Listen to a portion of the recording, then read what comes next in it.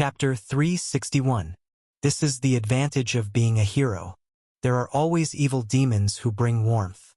Eating mutton and tripe soup in winter is a truly blissful thing. It warms the body and comforts the whole being. Especially when adding condiments like chili peppers, one can eat until they sweat, feeling utmost comfort. This is also why the poor dislike winter, but the rich enjoy all seasons. Because the rich can enjoy life no matter the season. In autumn, they admire chrysanthemums. In winter, they appreciate plums, and can even enjoy hot pot while watching the frosty plums in cold weather. At this time, although it hasn't snowed yet, the plum blossoms at Yuju Villa have already bloomed. They are extremely vibrant in the chilly frost-laden weather. Duan Yun has been contemplating two issues. One is what ultimate move he should comprehend next, after mastering the endless electric sword. This move is more suited for group attacks, highly effective against a legion of demons. He could even try incorporating flirtatious finger strength's vibrations, causing the demons to be instantly electrocuted and lose control of their bladders. However, his greatest enemy remains the Huangshan sect leader's wife. He has already used the silver from pawning 2 of the Huangshan 6 swords to buy information at the scroll-down door, learning that the mad woman absorbed 2 dragon essences and has turned her feet into dragon claws. The nameless Taoist, having absorbed 3 dragon essences, mastered the dragon claw hand capable of seizing anyone at will. Thus, this Huangshan madwoman is likely not far off. Duan Yun considers himself to have a 1 in a million cultivation talent and possesses extraordinary wisdom. He is confident, not blindly so but with a wise assuredness. However, he feels it's not entirely safe to defeat this madwoman, with at most a 70 to 80% chance of victory. That's simply not enough. He has the 100,000-tier electromagnetic sword field and Love Unlimited as 2 major techniques. Within the sword field, he can control lightning, and the madwoman won't have an advantage. But what if she leaves the range of the sword field? The electromagnetic sword field is immensely powerful, but limited in range.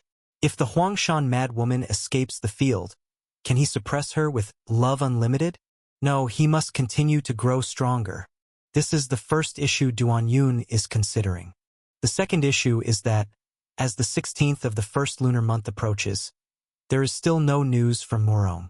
This guy wouldn't possibly spend the whole new year with Miss Ning Qing before returning, right? Fighting a bloody battle against demons at Gathering Talent Manor without Murong at his side, he feels something is missing.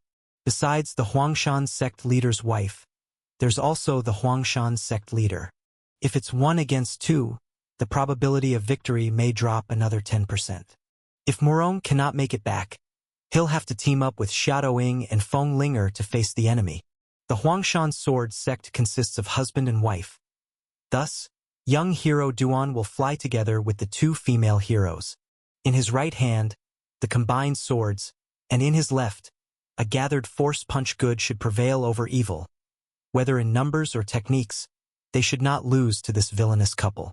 Well, this is the only way for now. If Murong can return, best if it could happen, let him hold the Huangshan sect leader with the green saber, possibly even causing him to turn green, disrupting the couple's focus, then the chance of victory would nearly reach a full 100%. Sadly, there is still no news from Murong.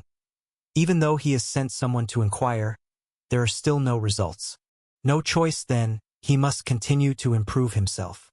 The nameless young hero, even without Murong's assistance, can still annihilate all enemies. Murong's assistance, dual support from 2 female heroes. Wait a moment, dual support. I can do it myself too. Suddenly, Duan Yun's extraordinary wisdom grasped the key point. When facing the Huangshan 6 swords, he had already managed to let Xiaoyu and Qing coexist, like arms attacking enemies together. It just hadn't gone deeper. Now he must delve deeper with them. Combining white silk and black silk will definitely produce a wonderful reaction. Qing, Xiaoyu, come out now. Duan Yun waved his hand, and behind him fist power and sword chi were released simultaneously, forming a boxer in white silk Chongsam and a black silk jade sword immortal Dharma image. Both Dharma images are very beautiful, one white and one black, like the sun and moon in the sky.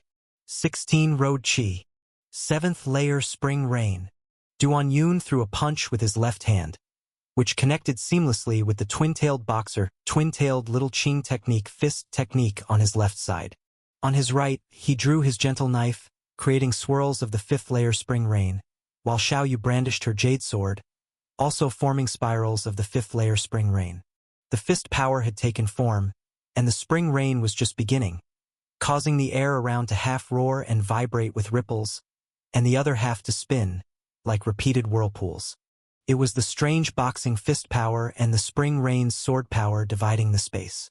Together, Duan roared. He punched slowly, slashed with his sword just as unhurriedly, even somewhat hesitantly. During this process, he felt that the two powers were not as smooth as he had imagined. If you say that Little Qing's fist power was like fire, then Xiao Yu's sword intent was like ice on the other side. Their powers were not harmonious, even rejecting each other, affecting and vying for true qi within his body. He only had one dantian, and the meridians of the same body generating fist power and sword qi would inevitably affect each other, especially since their temperaments were completely different. Duan, controlling two Dharma images simultaneously, felt half like fire, as if he were in between ice and fire. Hearing the roar, Shining, Feng Linger, and Ziyu who came out to watch were stunned to see Duan standing in the backyard, suddenly bringing forth two beautiful female Dharma images. Yes, Duan didn't see, but they did. The two Dharma images now stood opposite each other, their eyes filled with anger and hostility. Feng Linger and Shining glanced at each other, because in that instant they thought of themselves arguing. Could these Dharma images also get jealous? Duan was ultimately unable to smoothly execute this combined strike with both left and right, finally waving his hand and saying, "Let's stop for now." Afterward, the two Dharma images, still not conceding to each other, dissipated. Duan gasped for breath, looking at his left and right hands, pondering how to describe what just happened.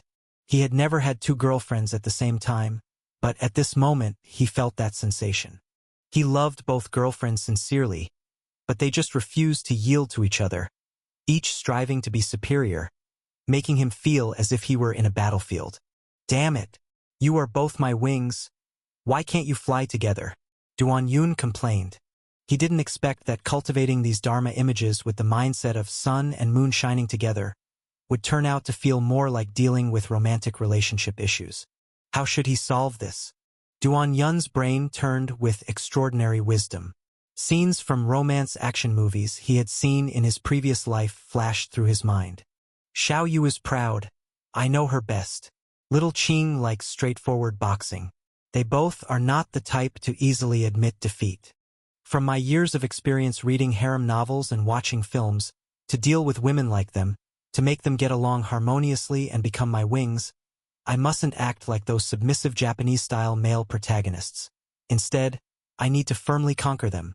I have to make both their bodies and minds completely belong to me, fully transform into my own shape, then naturally the three of us can unite our hearts.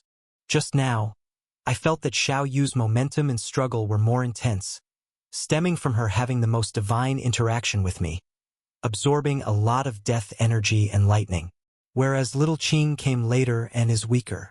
So, I'll first complete Little Qing, then conquer both black and white together. With his plan of action determined, Duan began to move. After all, he was a person who acts upon his words. Little Qing, you first. With a swoosh, the fist intent burst forth behind him, forming the twin-tailed boxer Dharma image bound with white silk. Let's go to the mountain for divine interaction. Saying this, Duan and the Dharma image soared into the sky towards the mountain. Feng Linger and Shining watched this scene, their faces turning green. What did he just say about interaction? Feng Linger asked, puzzled. Shining frowned and shook her head. I don't understand, but it sounds risque. One person with a Dharma image can be risque? Feng Linger said in surprise. The two knew this sounded preposterous, but things happening around Duan were often preposterous.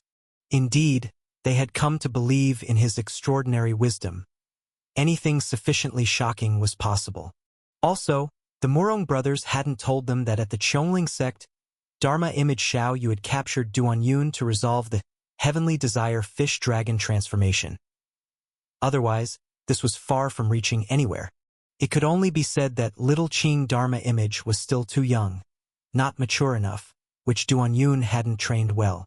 And now, the first thing Duan Yun had to do was exactly this. Since they are both my wings, let this immature wing plump up first.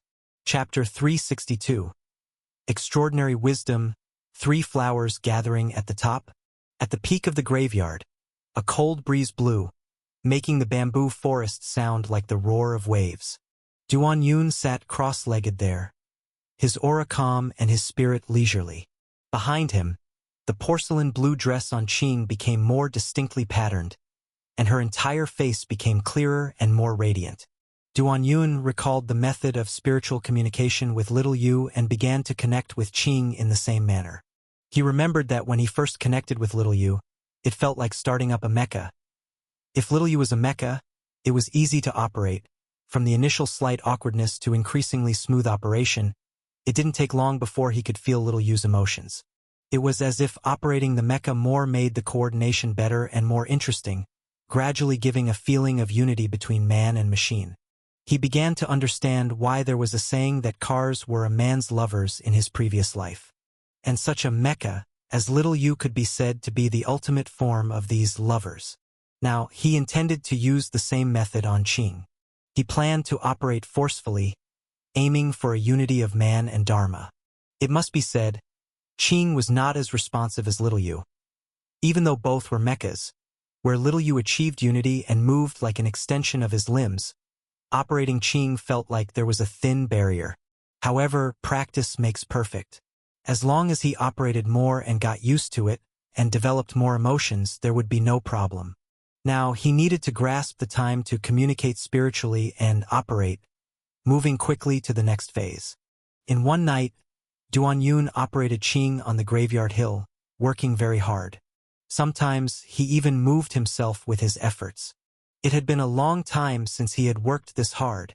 As he diligently communicated spiritually, Dharma image Qing became increasingly radiant and obedient, with even more details appearing on her dress and white socks. In the morning, as he stretched lazily, Qing tightly hugged him from behind. Just one look from her, and he could understand and turn to look in that direction. Duan Yun knew it was close, just a bit more until he could achieve unity between man and machine with Qing. However, this step was more difficult than he anticipated. For several consecutive days, Duan Yun and Qing were inseparable. Thus, it could be said that Yuzhu Villa had gained another woman. Shining and the other two watched as he brushed his teeth, ate, and visited the restroom while maintaining this Dharma image. While eating, Shining couldn't help but tease. "Where's your other Dharma image? You only hang out with this punching one every day." Duan Yun seriously replied, "During this period, I want to focus on operating her." In the next moment, Shining suddenly thought of something and said, "You're so perverted." Duan Yun was confused and said, "I'm cultivating a Dharma image. How is that perverted?" Shining blushed and said, "In Yuzhu Villa, I'm the only woman who practices boxing. Since you can't have me, you've shaped your Dharma image into me, sticking with me every day."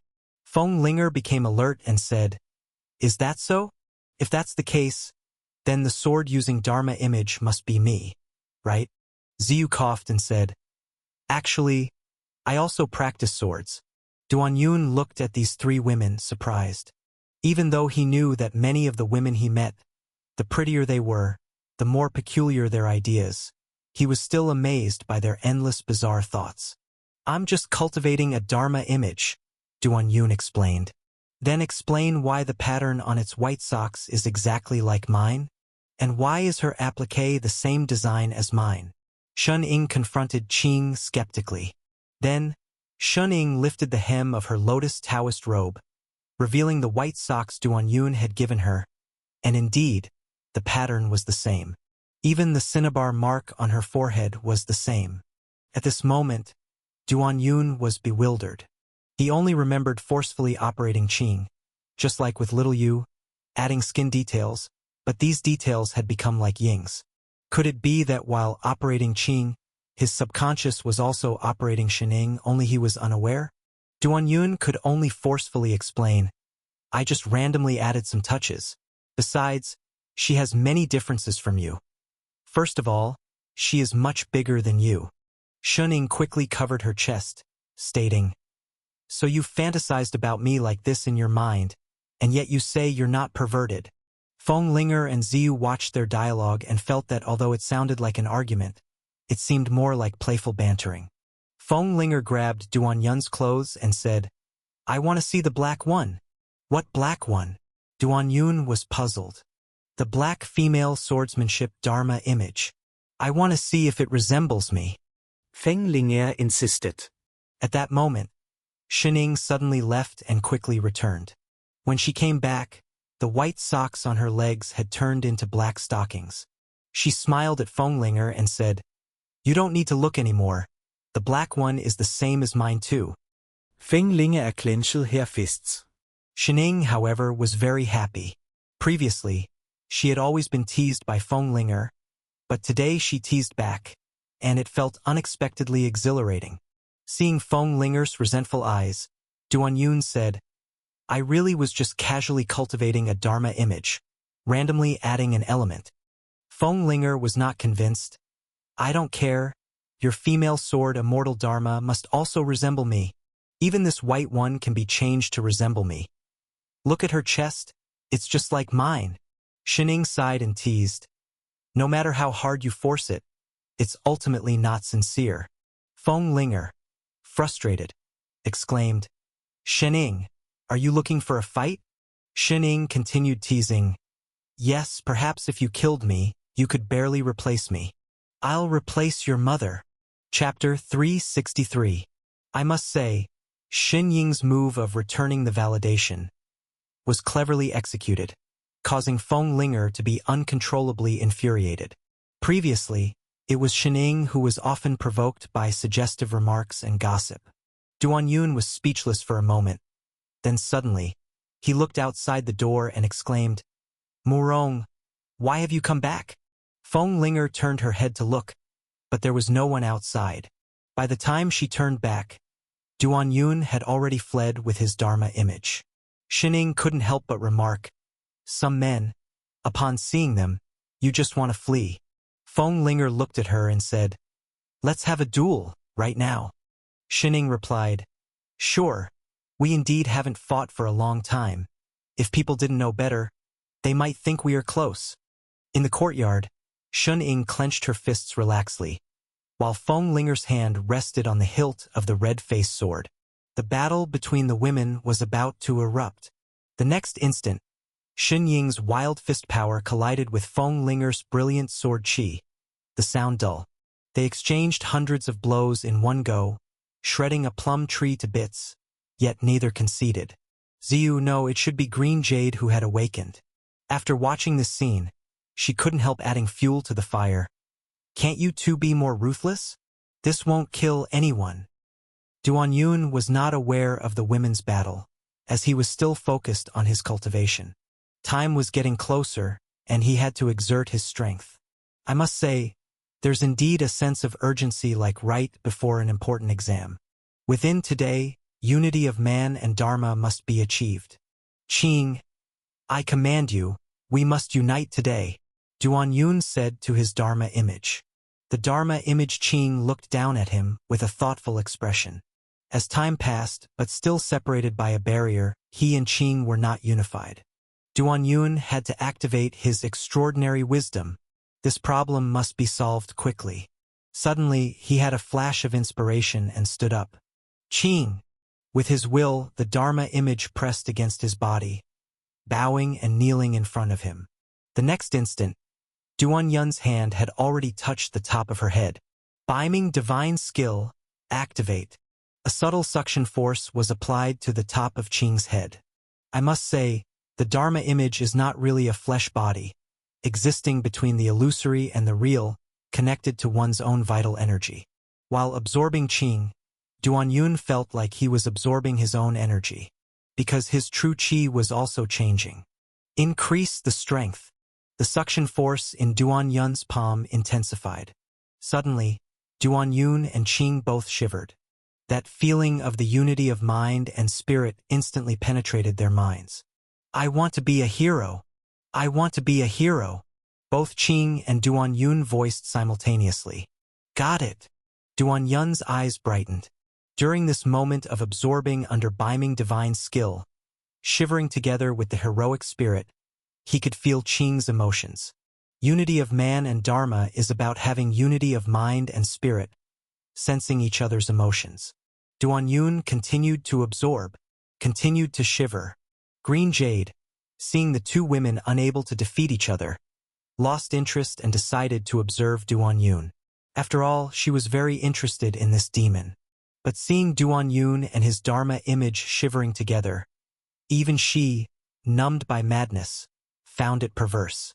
People should not. It's done. I have finally succeeded.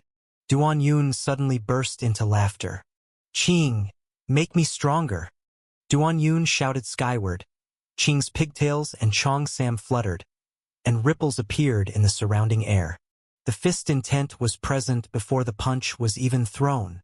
He and Qing had finally entered the state of unity of man and Dharma. Green Jade watched this scene, puzzled. Qing? Is his Dharma image just a fantasy I created? Green Jade immediately thought it was possible. After all, both their names contain Qing. Humph, this demon still pretends he's not interested in me, who knew that it was already like this. Duan Yun and Little Yu achieved unity of man and Dharma, perfecting the ultimate move, Love Unlimited. Now he and Qing have also reached this level. Can they comprehend anything new? Extraordinary wisdom. Tell me, can you understand anything? Sensing Qing's emotions, he could also feel more things. For example, initially, he knew Little Yu could become stronger and more concrete, even being able to hold him as they dealt with the poison of Heavenly Desire Fish Dragon transformation, because she could absorb death energy and was then baptized by lightning. But Qing couldn't yet. She couldn't absorb death energy to become stronger, so she wasn't concrete enough. He must find a way for Qing to become more potent. He shivered once more on Qing's body. Intense shivering. After finishing, Duan Yun opened his eyes and said, So it turns out, what you like are lotus flowers. Let's go find lotus flowers right away. The huge lake outside Yusher town connects to several smaller lakes. At a glance, one can't see the end, giving the illusion of an ocean. Now, in the cold winter days, the lake is shrouded in cold mist, making the entire lake appear even more mysterious and profound. This lake is rumored to hold many bizarre tales, such as the giant carps that could easily devour living people, nameless water monsters that bring disaster each time they appear, and beautiful female ghosts in boxes who lure people's souls. At this moment, Duan Yun and Dharma image Qing are walking on water. After connecting mentally with Qing, he suddenly had a sensation. It was similar to how a dog can smell a bone from afar. Deep on the lake surface, there drifted a strange fragrance. There lay what little you needed to become stronger. In the midwinter, there are no lotus flowers. Even in the lotus fields specifically for viewing, there are only decayed lotus leaves floating. Yet, from a cave by this lake, green lotus leaves spread out. This place at the lake's northern side had a broad surface that extended into a cave. Naturally, this lakeside cave was rarely frequented by people. Given the perpetual mist over the water and the cave entrance resembling a monster's gaping mouth ready to devour people, it appeared gloomy and eerie, deterring even fishermen from approaching. No one knew that this cave was quietly undergoing strange changes. In a season when lotus flowers should have withered, there were lush green lotus leaves and blossoming lotus flowers. These lotus flowers thrived abundantly, yet if anyone saw them, they wouldn't feel their beauty or elegance, due to their towering and large size. Each lotus flower was tall and big. The petals opened like gaping mouths. Crossing these lotus flowers, the water from the lake diffused to its limit. Deep in the cave was a space akin to a room. In the room, a pitch-black statue was placed. Incense candles burned before the statue. The statue had a human body but a cat's head, on which 3 iron lotuses grew. The cat's head was half covered with a red cloth, like a bride partly veiling her face, appearing immensely eerie under the candlelight. Before the statue, a Taoist nun with 2 black lotuses atop her head was kneeling in worship. The figure under her Taoist robe seemed full, but upon closer inspection, it was merely skin draped over bones, akin to a skeleton. Or perhaps she was actually a skeleton. 3 flowers lady, one of your minor 3 flowers has been seized by the evil demon, changing from male dharma to female dharma, weakening day by day. Lady, please bestow your divine skills, and allow me to reclaim that primordial spirit lotus from the evil demon. Every time I think of the primordial spirit lotus you gifted being shaped by the evil demon, my heart aches profoundly.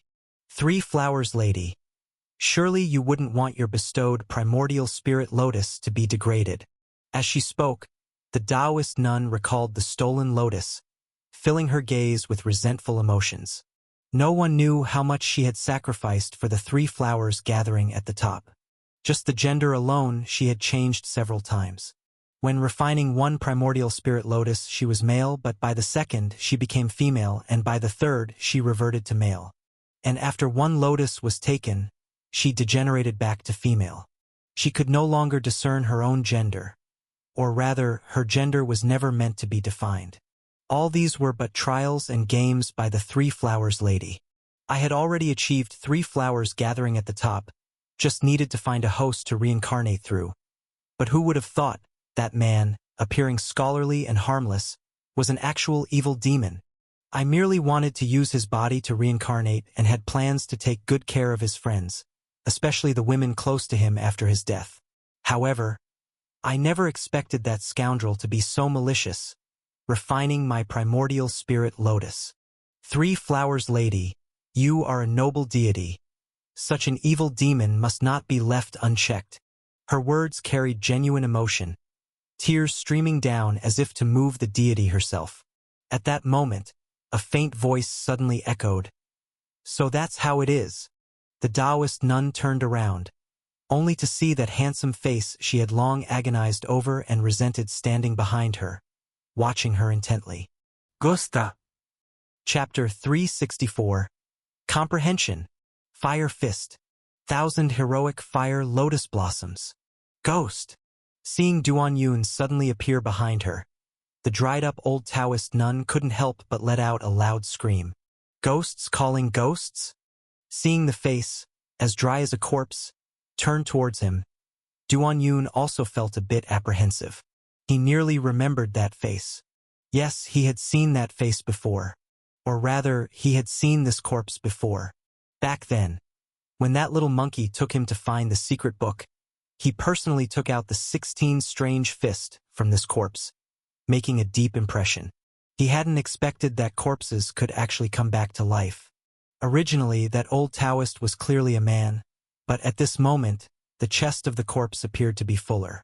The world's evil demons are becoming more and more perverted. What's unforgivable is that such evil demons even falsely accused him of being an evil demon, which can be said to be utterly vile. Unforgivable. In a moment, Duan Yun's heroic spirit soared, and he said to the old Taoist female with 2 lotuses on her head, "You malevolent ghost with ill intentions, you can only be refined by this young hero." At this time, the old Taoist female, staring at Qing, the Dharma image behind Duan Yun, also angrily said, "My primordial spirit, to be turned into this by you. Return my primordial spirit." Saying this, the lotus flowers on her head blossomed, the petals fluttering, and her entire demeanor explosively intensified. In that instant, it seemed her entire being was no longer withered, but instead burst forth with dazzling brilliance, making it hard to stare directly. This young hero is precisely aiming at such pretentious acts. Duan Yun, without another word, took the lead and threw a punch. The old Taoist female didn't hesitate at all and threw a punch in return. His punch seemed ordinary, but it actually had a quality of returning to simplicity. With a boom, the 2 fists collided, the ground trembled, and the surrounding air flowed like water, blowing their robes. The old Taoist female laughed loudly. Poor Dao knows some fists and feet. Back when I fought across 2 provinces with my fist technique, you brat were still nursing. Speaking of fist techniques, she displayed absolute confidence. She no longer seemed like a dried corpse, but rather a dazzlingly powerful being. At this point, Duan Yun burst out laughing as well, saying, "Talking about fists, would this 1 in 10,000 young hero be afraid of you?" Yes, in that instant, he displayed even greater confidence, and his fist intent was madly rising. When it comes to confidence, this young hero has never feared anyone. Seeing this, the old Taoist female couldn't help being stunned, because she had never seen such a confident person before. However, this feeling only lasted a moment, because the opponent's fist was already coming. 16 Road Chi. In that instant, Duan Yun and Qing, the Dharma image, connected their minds, ripple-like patterns blossoming on their robes, their fist technique merging into one. Seeing Duan Yun only using his fists to contend with her, the old Taoist female's eyes flickered with joy. The reason she had stayed here, besides wanting the 3 Flowers Lady to descend and greatly increase her strength, ensuring success without fail, was also because she feared old Demon Duan's dual masters of sword and saber. Even as a corpse, throughout this time, she had heard many stories of old Demon Duan's atrocities. Her original intention was to wait until old Demon Duan was seriously injured or dead, then take the opportunity to reclaim her primordial spirit, but unfortunately, it was always old Demon Duan's rivals who met with trouble. Now that old Demon Duan was using only his fists to duel her, it perfectly played into her hands. In fists, whether as a man or a woman, she had never feared anyone. Yelling out your moves before striking. Such a rookie. The old Taoist female then punched out, and it must be said, her fist technique indeed had its own distinct style, and was impeccably mastered. Although she struck later, she matched Duan Yun's pace with the same punching move, bursting forth simultaneously. The 16 strange fist had already become ingrained in her body's instincts. Originally, she had taken an interest in Duan Yun because of Duan Yun's captivating face that could make both men and women fall, allowing her undefined self to scheme against both genders, and also because she valued his physical prowess in fist techniques. However, in her eyes, although Duan Yun had a body for fist techniques, his skills were not up to par. Shouting out moves before striking, such an approach was clearly foolish for a novice, nowhere near achieving her level of returning to simplicity. With just this punch alone, the old Taoist female could already foresee the scene of this demon being utterly defeated by her fist. Then, she could not only reclaim her deformed primordial spirit, but also obtain the handsome body of this demon. Such thoughts excited her even more, her fist power more ferocious, carrying with it a roaring sound of fury. Boom! 2 massive punches collided, shattering the ground, and the lotuses along with their leaves exploded into fragments. Both old Taoist female and Duan Yun simultaneously took 3 steps back, their faces revealing surprise. You should know, even if it's the same 16 strange fist, there are levels of proficiency. She was determined to win, her punch of returning to simplicity, yet it didn't crush this demon but turned out to be an equal match. No, how could this novice, who randomly shouts out moves, reach the level of returning to simplicity? At this moment, what shocked her, and even made her slightly fearful, was that this novice suddenly roared again. 16 strange fist. I command you to keep climbing. Only then are you worthy of me and Qing. Hearing this, the old Taoist female thought this person was mad. Who yells to climb the levels of fist technique? Dharma image Qing. Looking at the old Taoist female, her bright eyes passed a lightning-like brilliance, and her arms, following Duan Yun, deployed the fist technique again. The same strange punching moves, displayed once more. Ridiculous! The old Taoist female's dry eyeballs emitted brilliant radiance, following with a punch, the lotus above her head spinning rapidly, her withered body momentarily taking on an ancient charm, as if she were the most profoundly historical relic in this world. Chapter 365. I underestimated the opponent just now, but this time will do. I can definitely win. Both fists smashed together again, the terrifying sonic boom instantly filling the eardrums. The ground sunk a foot, causing numerous rocks to sway and fall from above. Before the rocks could even hit the ground, they were torn apart by the fierce fist power, turning into steaming dust. For a moment, it was as if the fog from the overseas immortal mountain enveloped their heads, giving a feeling of soaring through the clouds.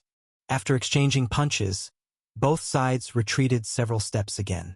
The old female Taoist's dry eyes revealed a hint of panic because of a splitting pain in her right hand from punching, but she pretended as if nothing happened. At that moment, a terrifying roar echoed again.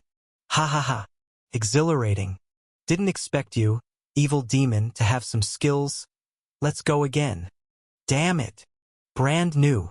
16 Strange Fist, Demon Destroyer. Duan Yun's fists violently connected again. Though only two people, he and Dharma Image, it seemed like 7 or 8 were throwing punches simultaneously. The old female Taoist inwardly cursed in distress, her painful right hand trembling, her face filled with fear. Doesn't this fellow need to breathe? Doesn't he fear pain?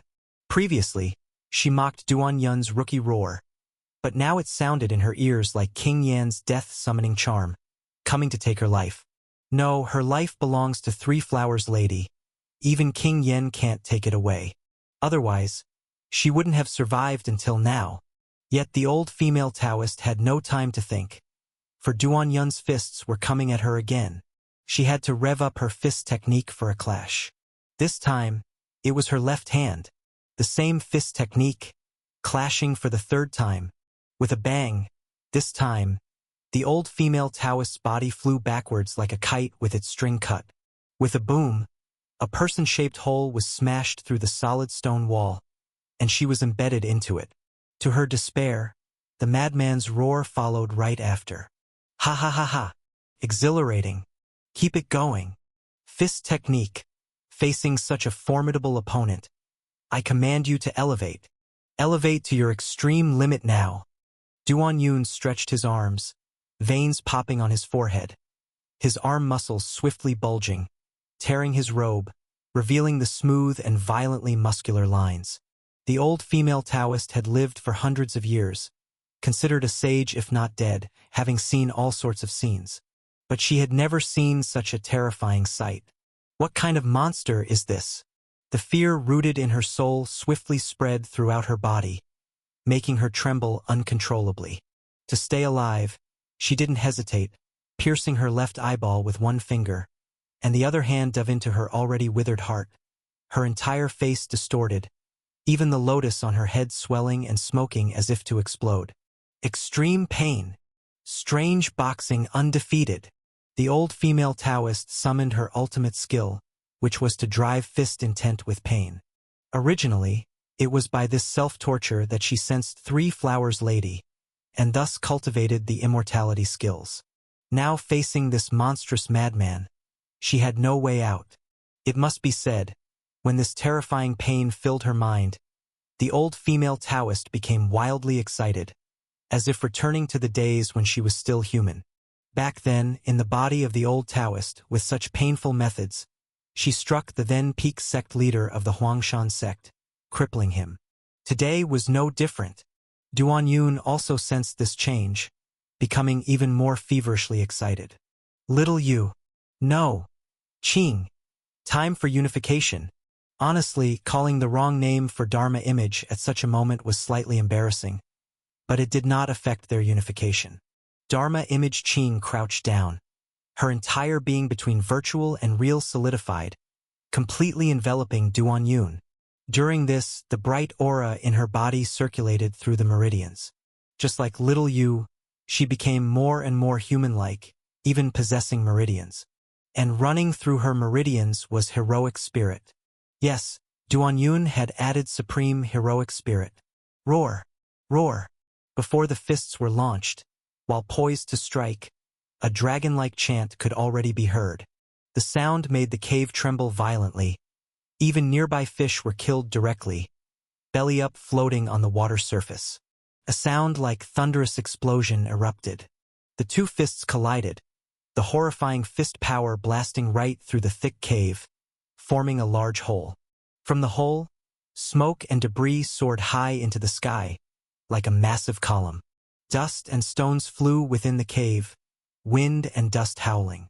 Fist concluded. Duan Yun stood there, his right hand bleeding, drops of blood falling. Most of it was his own, as the female Taoist was basically a dry corpse already, barely having any blood. He was injured, seriously injured, not just skin breaks and bleeding. His whole hand bone felt a splitting pain. And the old female Taoist? She lay among the rubble, half of her body collapsed, her sparse hair ignited and burning. She still struggled, trying to escape. At that moment, she suddenly blurted out, "I want to be a hero." The moment she spoke, it startled even herself. "I'm not insane, why would I want to be a hero?" At that instant, with her single eye, she looked up at the godlike demonic Duan Yun standing before her, a huge terror rising in her heart. She was infected by this old demon. "Three Flowers Lady, save me." Without any hesitation, the old female Taoist reached out and tore off her nose with all her strength. Instantly, her dry face lost a nose, gaining a dark, terrifying hole. In that moment, she seemed to revive momentarily, her body becoming agile, preparing to run. Chapter 366. And at almost the same time, the lotus leaves had been shattered by the fist wind, while the petals of the lotuses, still intact, instantly turned around. They were like gaping mouths, some spewing green poison liquid at Duan Yun, while others even broke free from the mud and pounced towards him, attempting to bite him. At this moment, Duan Yun finally understood why these lotuses looked so strange and disgusting. It wasn't just because they were unusually tall, but they had a greasy sensation of flesh and blood. But now this wasn't his concern. He was more concerned about the two lotuses on the old nun's head, the lotuses through which Qing intended to grow stronger. After ripping off her nose, the old nun, despite being severely injured, had suddenly become extremely agile, attempting to use this chance to escape. "Run my ass! Rotate! Damn it! 10 million electromagnetic sword fields! Rotate!" Almost simultaneously, a netherworld female sword Immortal Dharma attired in black silk appeared. As she appeared, she brought with her fearsome electric currents. The electric currents shot forth explosively, turning the dim cave as bright as day. The electromagnetic sword field expanded in an instant, enveloping everything around. Thus, the old nun who was jumping upwards was caught in the python-like electric currents mid-air, struggling, yet unable to escape. And those flesh-colored lotuses were also shattered by the electric currents and directly ignited. The lotus field, which originally grew underwater, burst into flames in an instant, forming a sea of fire. Duan Yun's feet were dragged by the currents as if he was stepping on electric stairways, approaching step by step towards the old nun entangled in midair. On the old nun's ragged mummy-like face, a look of extreme fear was spread all over. She believed that having cultivated 3 primordial spirit lotuses and enduring so many years, she had the makings of becoming an immortal sitting in meditation. But the person in front of her, was he a god, a demon? Duan Yun looked at her and the lotuses on her head, his handsome face breaking into a smile. The light from the fire lotus inferno reflected on his smiling face, making him look so harmless, yet so terrifying. "Evil demon, hand them over." Saying this, Duan Yun had already grabbed the 2 lotuses on the head of the old nun. White smoke rose from the old nun's corpse-like face, emitting a desperate and painful shriek. "Be at ease, only I can make them turn away from evil and return to the righteous path. And only I can make them great again." Saying this, the 2 primordial spirit black lotuses were plucked out. Duan Yun's blood-stained hand held the 2 black lotuses, and the little Qing Dharma behind him also cradled them. The 2 black lotuses rotated, gradually disappearing into Duan Yun's hands, while on Qing's twin ponytails, 2 beautiful lotuses fluttered out. Only they were green. The green-colored lotuses, reflected by the sea of fire, also turned half crimson. And after losing the last two primordial spirit black lotuses, the old nun's body emitted white smoke, as if a paper figurine, burning away and disintegrating. "You can't die like this." Saying this, Duan Yun had already pulled her down from the electric currents, placing his palm over her head, and began to absorb. The old nun's face, which was already starting to burn and collapse, became even more twisted in an instant, like a lump of kneaded dough. "I want to be a hero." The old nun's one eye became fixed, and as she shouted this sentence, her entire body completely collapsed, dispersing in the air. Duan Yun's hand still maintained the beaming divine skill absorption posture, but his eyes were shining. The firelight reflected in his eyes, as if a burning fire lotus was growing in his pupils. At this moment, the old nun's many years of fist technique memories had merged into his sea of consciousness, clashing and turning into fragments with his own fist technique essence, then restructured by extraordinary wisdom. This young hero has gained enlightenment. Fire fist, 1,000 heroic fire lotus blossoms. With a loud bang, his arms burst into flames, the firelight soaring to the sky. Chapter 367. Enlightenment. A night listening to spring rain. After such a fierce battle, the entire cave was destroyed in an instant, flames raging fiercely, merging into one. Yet what also burned brightly was Duan Yun's fist intent. 1,000 heroic fire lotus blossoms. Duan Yun threw out a fire fist with both arms, and the little Qing technique's Dharma image struck simultaneously. Almost at the same time, the lotus flowers on little Qing's twin ponytails burst into bloom, radiating a fiery red hue. Fist power burst forth, turning into lines of fire that interwove in the air, with each intersection blossoming into a fiery lotus, fiercely spreading like wildfire. Not to mention the pond's lotus leaves, which were completely scorched. Even the nearby lake water was heated to a glowing red, turning into steam and rising up. And those fish that had previously been shocked to death had now turned into grilled fish, emitting a rich, charred scent. With the high-frequency friction of fist power, combined with heroic spirit, transformed into fire-burning lotus. This is the 1,000 heroic fire lotus blossoms. Along with the blooming of the fire lotuses, what was merely midday seemed illusionary, like a sunset reflected on lotus flowers. Because the fist power was too fierce, Duan Yun couldn't control himself, often having the illusion of blasting himself off and igniting into flames, so much so that the upper half of his robe was burned into ash, revealing his solid muscles. But Duan Yun did not stop. Instead, he took a look around. Eventually, he found that mysterious idol in the severely damaged cave.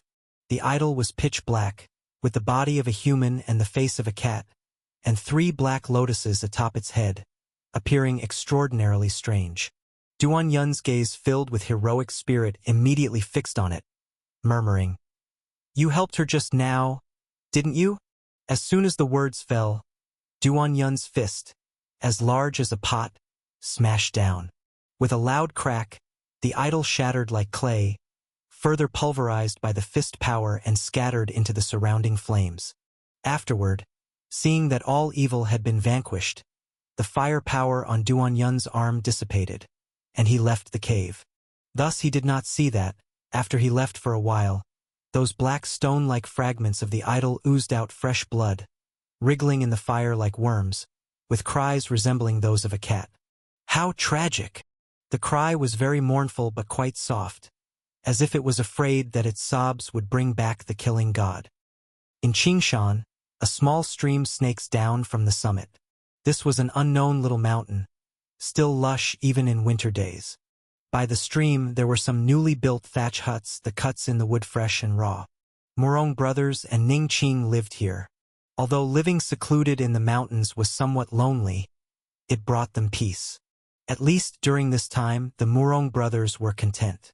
The thought of living next door to Ning Qing, their days alternating between simple meals and hunting game, gave them the delightful feeling of falling in love. The idea of sleeping next to a beautiful girl was just too fantastic. He even felt that he could live this way forever. Qingshan remains unchanged, but the weather gets progressively colder. The Morong brothers gathered firewood, planning to hunt more deer to prepare for the winter, because he was not sure if there would be heavy snowfall in the coming days. The thought of the approaching new year, the Morong brothers looked at this relatively unfamiliar mountain range and ultimately felt a bit at a loss. In fact, when at Yuju Villa, he originally intended to wait for death, deeming it merely a burial site in his mind. But then, Duan Yun came, Shen Ying came, Feng Linger came, and they had even become heroes together. Gradually, that burial site began to feel like home. It had to be said. Thinking of Duan Yun and the others always filled him with a warm feeling. In his mind, New Year's should be celebrated there. Unfortunately, they were currently in trouble and could only nestle in the nameless mountain. Mingyu Palace was frankly too much for them to provoke. Thinking back to the tumultuous demon-subduing experience with Duan Yun, he occasionally had the impulse to return, yet restrained himself. He remembered the words of his senior, Ding. He must urgently practice cultivation and advance his sword technique yet another step. Sigh, to think young hero Morong, gallant and soaring, would encounter such troubles. Morong brothers, while bundling firewood, took out the A Night Listening to Spring Rain's secret book to read. Damn it! Let there be enlightenment. Morong brothers attempted to comprehend the secret book in the way Duan Yun would, regretfully without much of an obvious effect.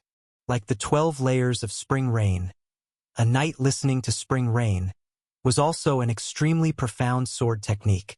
Even he, a rare genius in the way of the sword, had to invest a great deal of effort. To master it would be even harder, otherwise Senior Ding, who could unleash such terrifying sword chi, wouldn't still be just Ding. Just like Spring Rain, where 12 layers of spring rain was about spinning and entering the path, then what about A Night Listening to Spring Rain? Could be said that both techniques were the creme de la creme of swordsmanship. Just like a top-quality beauty, even with his stunning good looks, conquest was not easy. However, having spent much time with Duan Yun, Morong brothers also became very optimistic. One day he would surely grasp it. Indeed, had Morong brothers not learned optimism and confidence from Duan Yun, after suffering so many blows he might have fallen into depression and suicidal thoughts. This was also why he dared to take action against the Flesh Buddha and Ba Mountain Taoist at that time, and later dared to escape with the people Mingyu Palace wanted. Thinking of the people Mingyu Palace wanted, Morong brothers' lips couldn't help but curve into a smile. Although he was hiding in this cold, dense mountain, the fact that he could live with Ning Qing gave him a feeling of spring. Spring. Spring rain. A Night Listening to Spring Rain. Unintentionally, Morong brothers thought of spring, and the scene of spending a night listening to the spring rain with Ning Qing in the small building. Chapter 368. There is an exceptionally sweet sensation. Behind the tree, a monkey was shockingly watching a man holding a green saber caressing himself, standing there beside a bundle of firewood.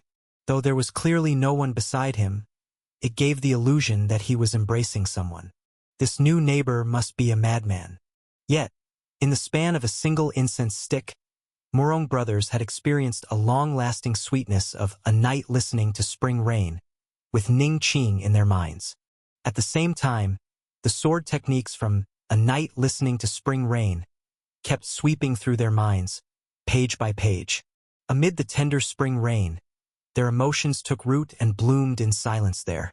Within that pure love, under the gaze of his lover Ning Qing, silhouettes of him practicing the saber were left in the spring rain pavilion. Morong brothers suddenly opened their eyes, sighing, "Love! So, A Night Listening to Spring Rain is love. I have understood. I really am a more brilliant swordsman than Duan Yun. A one-in-a-million saber genius." Morong brothers began to swing their saber. It was as if dancing with a saber in the spring rain, in the pavilion where one's lover resides. The techniques from the secret book were executed one by one, a faint fluctuation emanating from the blade edge, spreading all around. The monkey that was originally watching the madman's drama suddenly froze, tears rolling down its cheeks. Morong brothers sheathed their saber and upon seeing this scene, couldn't help but wonder, do monkeys understand love too? The monkey wiped away its tears and ran straight into the wilderness. There was a small mound at the edge of the forest. Tied to a stick on the mound was a tuft of monkey hair. It belonged to a deceased female monkey. It was this male monkey's mate. After the female monkey died, the male monkey had already found a new mate and began to misbehave. But at this moment, it remembered the female monkey, tears streaming down its face. In agitation, the monkey grasped its own private part as if to crush it, screeching in pain yet not letting go. This was the price for betraying its mate. This is love. Morong brothers had entered the realm of a night listening to spring rain, feeling very joyful. At the same time, that atmosphere of love kept lingering around him, filling him with a sense of happiness.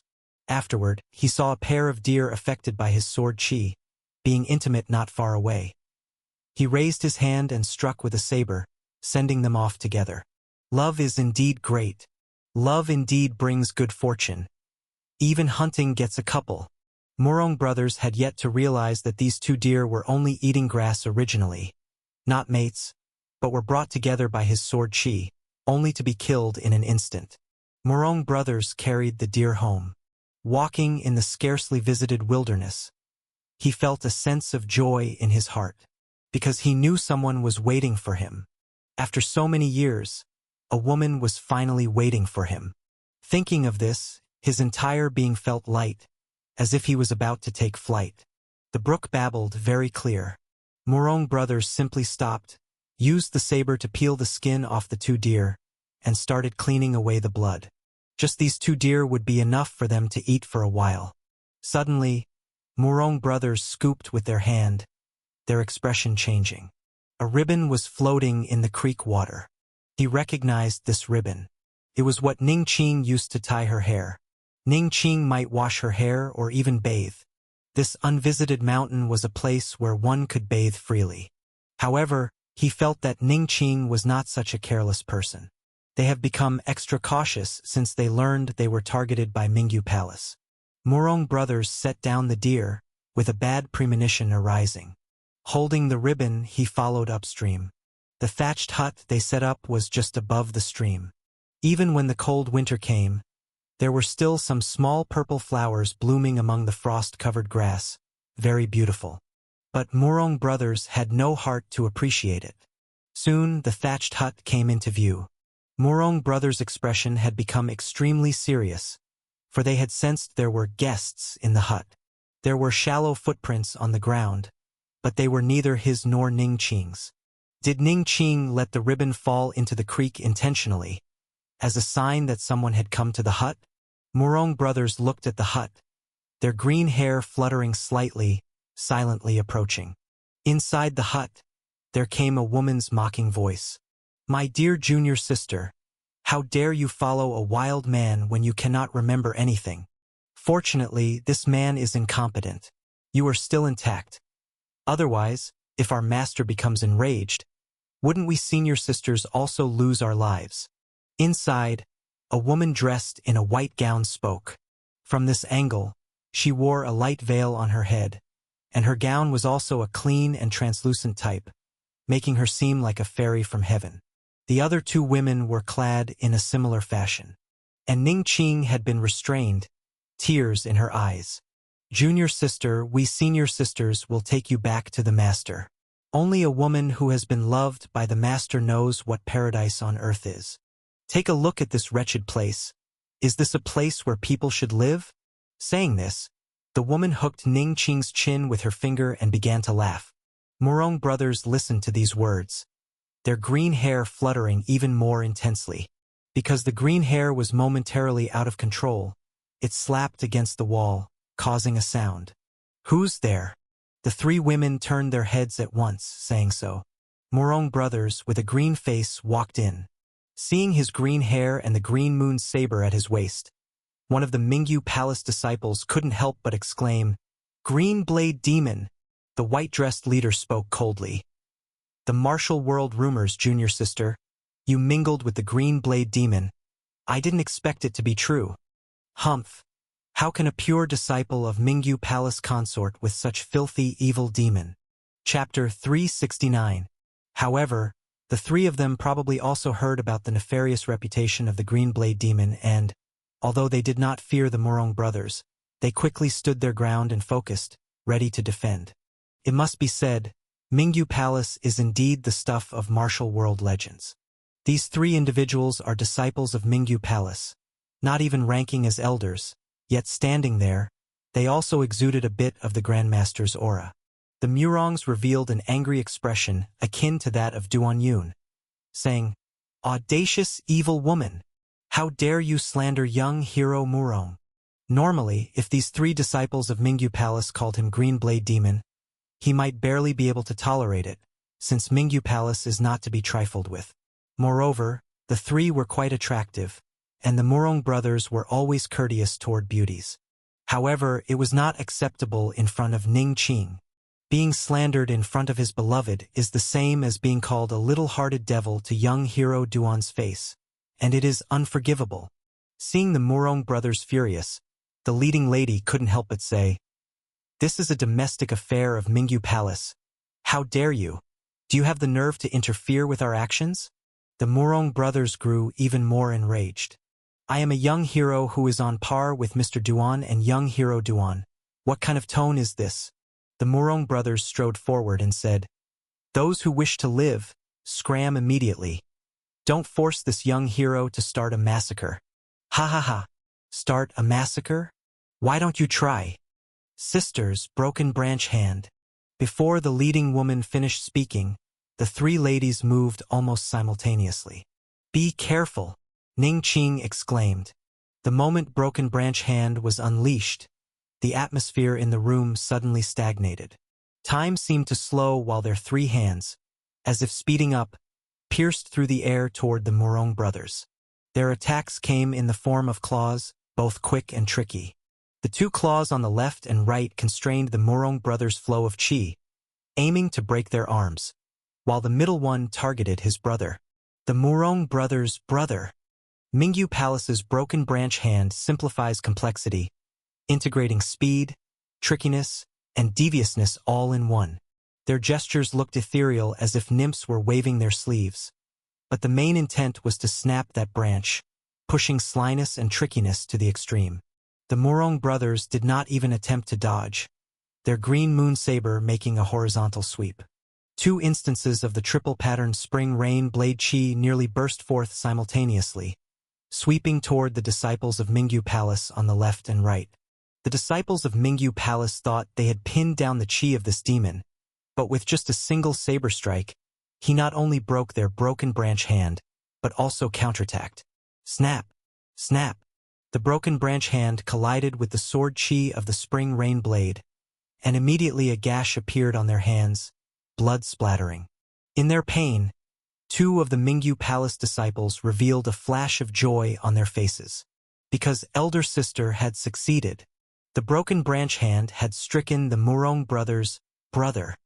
But the Murong brothers seemed unresponsive, chopping down with their saber. The leading disciple of Mingyu Palace arched her body backwards. A line cleaved across her face and upper body. This slit was narrow at first, barely noticeable. But in the next moment, blood oozed out, and she appeared as if she was about to be cleaved in half. "What a fast saber," the leading disciple of Mingyu Palace said. "Elder Sister! Elder Sister!" The other female disciples hurriedly rushed over, exclaiming in alarm. The elder sister did not look at them, but instead stared at the Murong brothers and said, "Why? I clearly broke it." No sooner had her words fallen that her body split completely in half, creating a horrifying scene. The remaining two female disciples had yet to react when the Murong brothers made another horizontal saber strike. And so their lower halves flew up and hung from the beam, dangling there, with the upper bodies planted on the ground, expressions of shock on their faces. "Ah! Ah!" They watched their lower halves hanging from the beam, instinctively screaming. However, the screams were cut short as the Murong brothers slapped their palms on their mouths. Afterward, the room returned to silence, leaving behind only three corpses. The Murong brothers quickly released the blocked acupoints on Ning Qing's body, saying, "Let's go quickly. I'm worried they have more people coming. After saying this, his complexion suddenly paled, breaking out in a cold sweat. Ning Qing anxiously looked at his groin, saying, "You're hurt." During this time, she had regained some of her memory, knowing full well the fierceness of the broken branch hand. Murong brothers confidently said, "It's nothing. I've practiced a miraculous stance. As long as it's not completely destroyed, it can be fully recovered." Chapter 370. Brother, I can explain. At night, in the wilderness, the Murong brothers were practicing under the moonlight. They were practicing posture, breathing in and out with 9 shallow and 1 deep breath, making it appear to Ning Qing as if moonlight was entering their bodies like milk. In this cold night in the deep mountains and forests, they didn't even light a fire in order to avoid being tracked. The Murong brothers were in the jade sword stance, frantically absorbing the moonlight, their complexion getting rosier, until they let out a long sigh and said, "All is well." Admiration surfaced on Ning Qing's face as he said, "Murong brothers, you're truly amazing." Hearing this praise, the Murong brothers felt as if they were light as a feather. But they soon encountered a quite troublesome problem. Even the remote mountains they hid in were discovered, so where could they go next? This question weighed on their minds like a heavy mountain. For them, the Mingyu Palace undoubtedly represented a mountain that was difficult to conquer. This time 3 female disciples were enough to break the Murong brothers. What if next time they sent someone even more formidable, like an elder or even that legendary myth-like figure, the palace master? Although the Murong brothers had recently grasped the essence of a night listening to spring rain, it was a pity they had only touched the surface and couldn't yet make further progress. At this moment, the Murong brothers looked southward and said, "Let's go there first." Under the same moon, Duanyun was also practicing posture.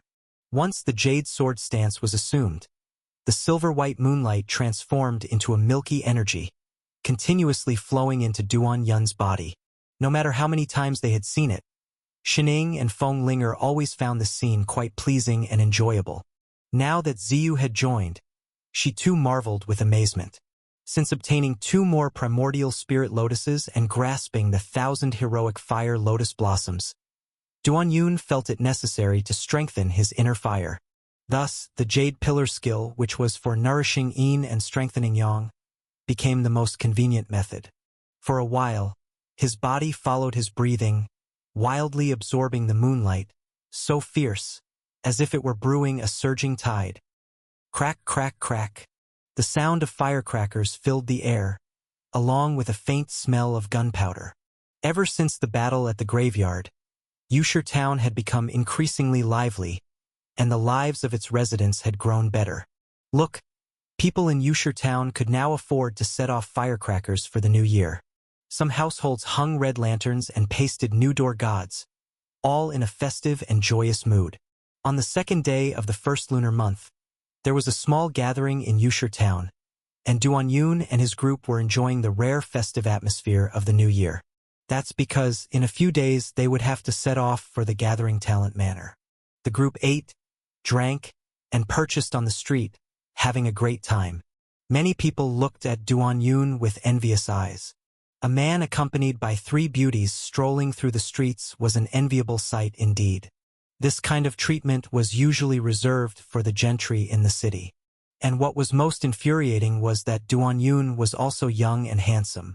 Some even cursed under their breath or spread rumors, saying that these were Duanyun's stepmothers and sooner or later, they would be caught by Duanyun's father for misconduct, not only losing the face of ancestors but possibly leading to enmity between father and son, being kicked out of the family. And yet, others were excited and envious because of these rumors. Why are the stepmothers my father finds one uglier than the other?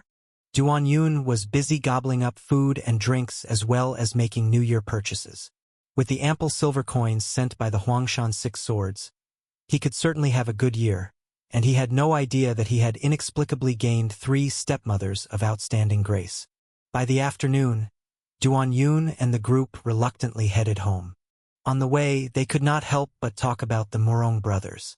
Although the Murong brothers, as the lower ranks of the Yuzhu villa, were still a part of it, Their absence during the new year was a bit of a disappointment. Moreover, sometimes when dealing with others, they claimed they were tenants of the Yuju villa while the Murong brothers were the real manor masters.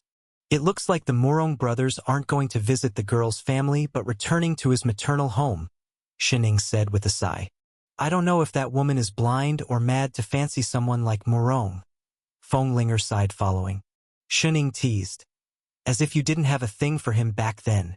That's because he was practicing the demon blade, and I was bewitched. Now when I think about it, it disgusts me. Don't talk about me. Given the circumstances, you and Duan Yun might even be siblings. Shut your mouth. Ziyu followed behind, not saying much, but she couldn't help biting her lip and gave Duan Yun a couple more glances. Under these circumstances, her favorable impression of Murong in her heart plummeted. Instead, she really became intrigued by Duan Yun, inspired by her despicable older sister. No, without getting clear, this was disloyalty to her feelings. She did not want to become like the women in her books. Her writing used such characters for reflection and enlightenment. She couldn't become that kind of bad woman. And just then, a voice whispered in her mind, "Little vixen, don't deny it. Your heart is moved." Hearing the voice, Ziyu's face reddened a bit, and she replied, "You're talking nonsense."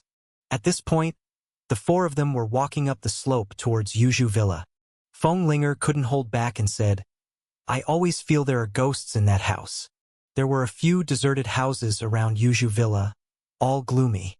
Except for Yuju Villa, no one had lived in those houses, and even beggars were unwilling to stay there. On hearing about ghosts, Shun Ying immediately became interested and said, "Why do you think there are ghosts there?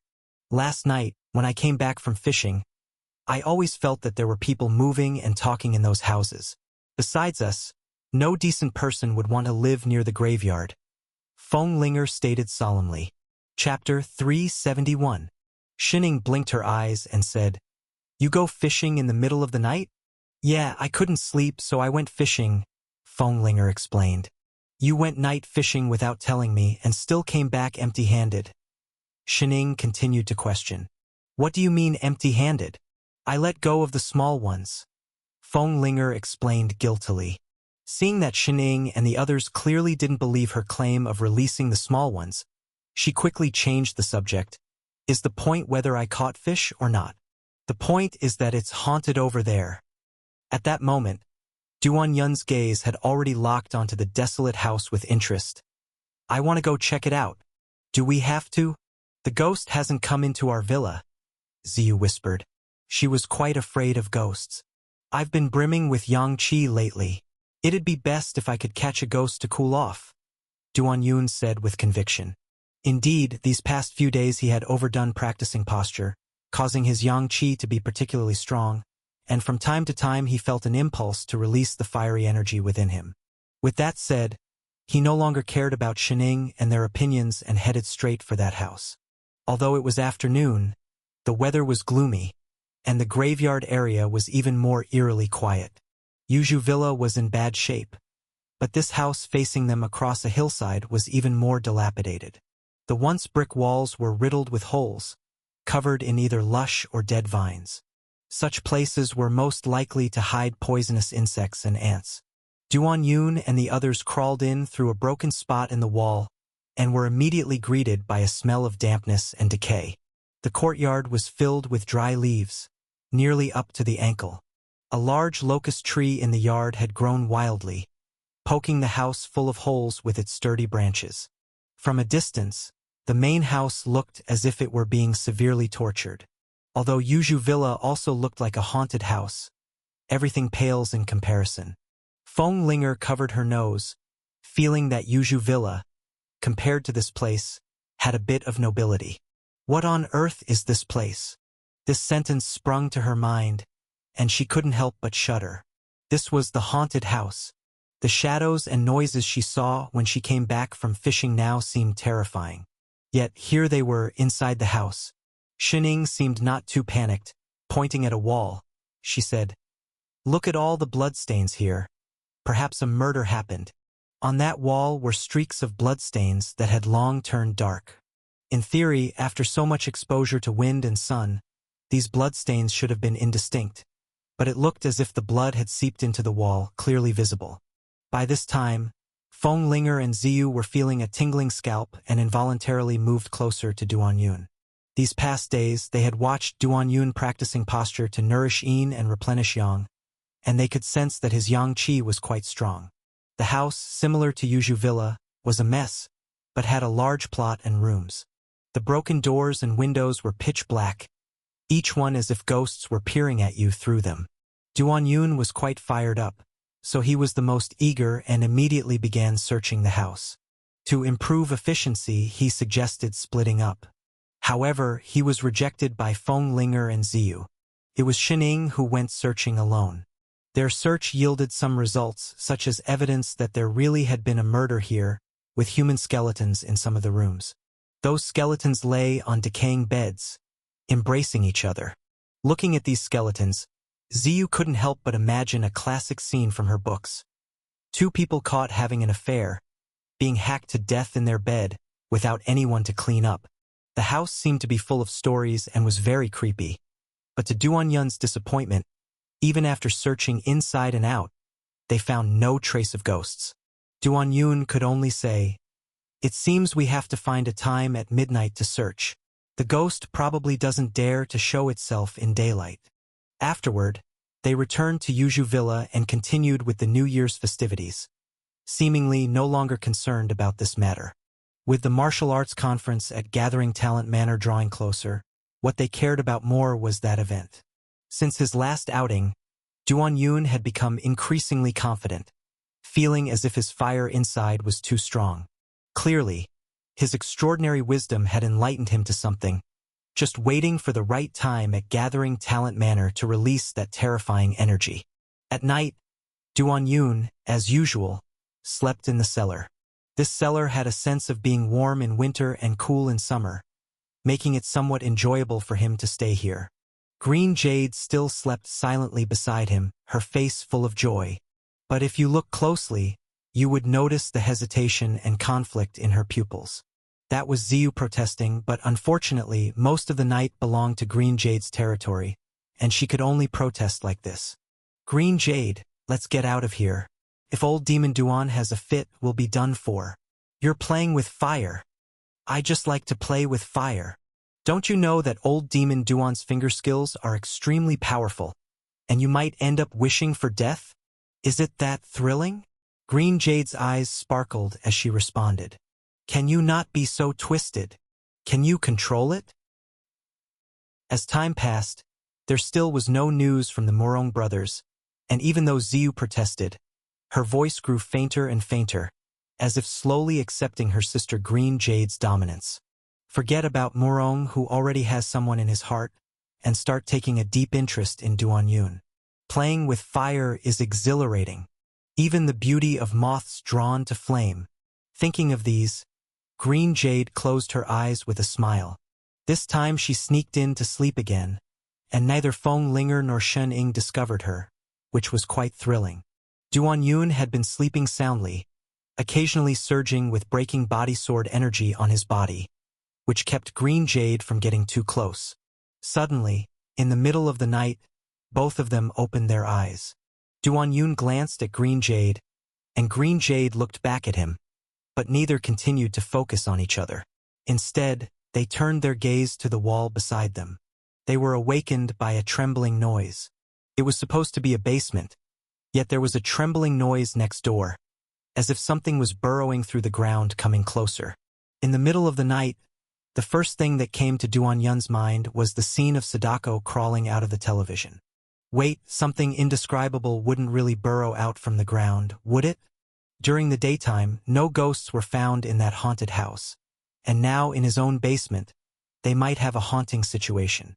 Both of them continued to stare at the wall, feeling that the possibility was getting higher and higher, because the noise was getting closer and closer. Was something really about to burrow out from the wall? Green Jade had slept here, imagining many scenarios like old Demon Duan suddenly becoming bestial, grabbing her and doing that sort of thing, or as Ziyu said, Duan Yun's fingers being so good that it would make her desire heaven or wish for death. but she had never imagined such a horrific scenario. Suddenly, the layer of earth on the wall shook, like a stirred sheet of paper. Not just green jade, even Duan Yun's scalp was tingling a bit. This basement, which always felt safe, suddenly gave off a sense of horror. The next instant, both of them moved back to the edge of the bed, as if snuggling together. It was because a clump of hair had emerged from the wall. With a swish, afterward, a human head appeared. Duan Yun had raised his hand, ready to smash the head, but then he felt something wasn't quite right. With another swish, the dirt slid down, and a hole appeared in the wall, and a climbing person tumbled out. Where the hell did this come from? The person, with disheveled hair, stood up. The next moment, that person saw Duan Yun and Green Jade on the bed. The six eyes met, and they stood frozen in place. The person even seemed to be struck by lightning, trembling and about to collapse. It was then Duan Yun realized what was wrong. This ghost that had suddenly appeared, why did he look and sound a bit like Morong? The next moment, the person's hair turned green and fluttered slightly, and Duan Yun knew that this was Morong. Morong had suddenly come into his basement. Morong, with a face covered in dirt, looked at Green Jade, who was clinging tightly to Duan Yun on the bed in fright, rubbed his eyes to make sure he wasn't mistaken, and then couldn't help but turn pale with shock. Ning Tian, old demon Duan, you guys. As he spoke, his voice even carried a sob. Duan Yun quickly reacted, raising his hands to show his innocence, and said, "Brother, I can explain." Chapter 372. The hero takes action. Moonshielding light-shaming sword. "Brother, let me explain," Duan Yun said. Morong, his eyes red, firmly replied, "It's okay. I can handle it." After everything he's experienced, what couldn't he handle? However, he thought about all the moments with Ning Tian, who was disguised as a man, and the times he crawled on the ground just hoping to see Duan Yun, only to witness such a scene. During this time, Duan Yun suddenly stood up, filled with heroic spirit, and said, "You don't need to handle anything. I am open and upright. Think about it. Even if she is your sister, when have I ever done such things behind your back?" Morong's eyes suddenly widened, beginning to understand. Yes, whether it was treating Wan Jun or Linger in the cellar, or befriending Linger, Duan Yun had never done anything behind his back. It was always in the open. When treating Yu Jinjin and the other female sword saints he admired at the Chongling sect, it all happened right over his head. This guy would never do such things secretly. If he ever did, not just his sister, but likely all the women around would be unable to escape his clutches. That was just Duan Yun's nature. She's mentally ill, especially abnormal at night, just likes to lie around everywhere. With my professional eye, if she isn't treated, the condition could worsen and turn into another Lin Yusin. Suddenly, a sharp scream of "Ah!" was heard as Green Jade was fiercely kicked by Duan Yun under the bed, rolling on the ground several times.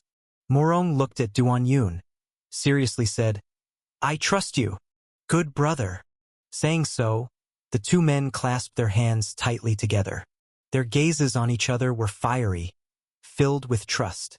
Such was the friendship between men. Green Jade, her hair messy, lay there feeling somewhat redundant.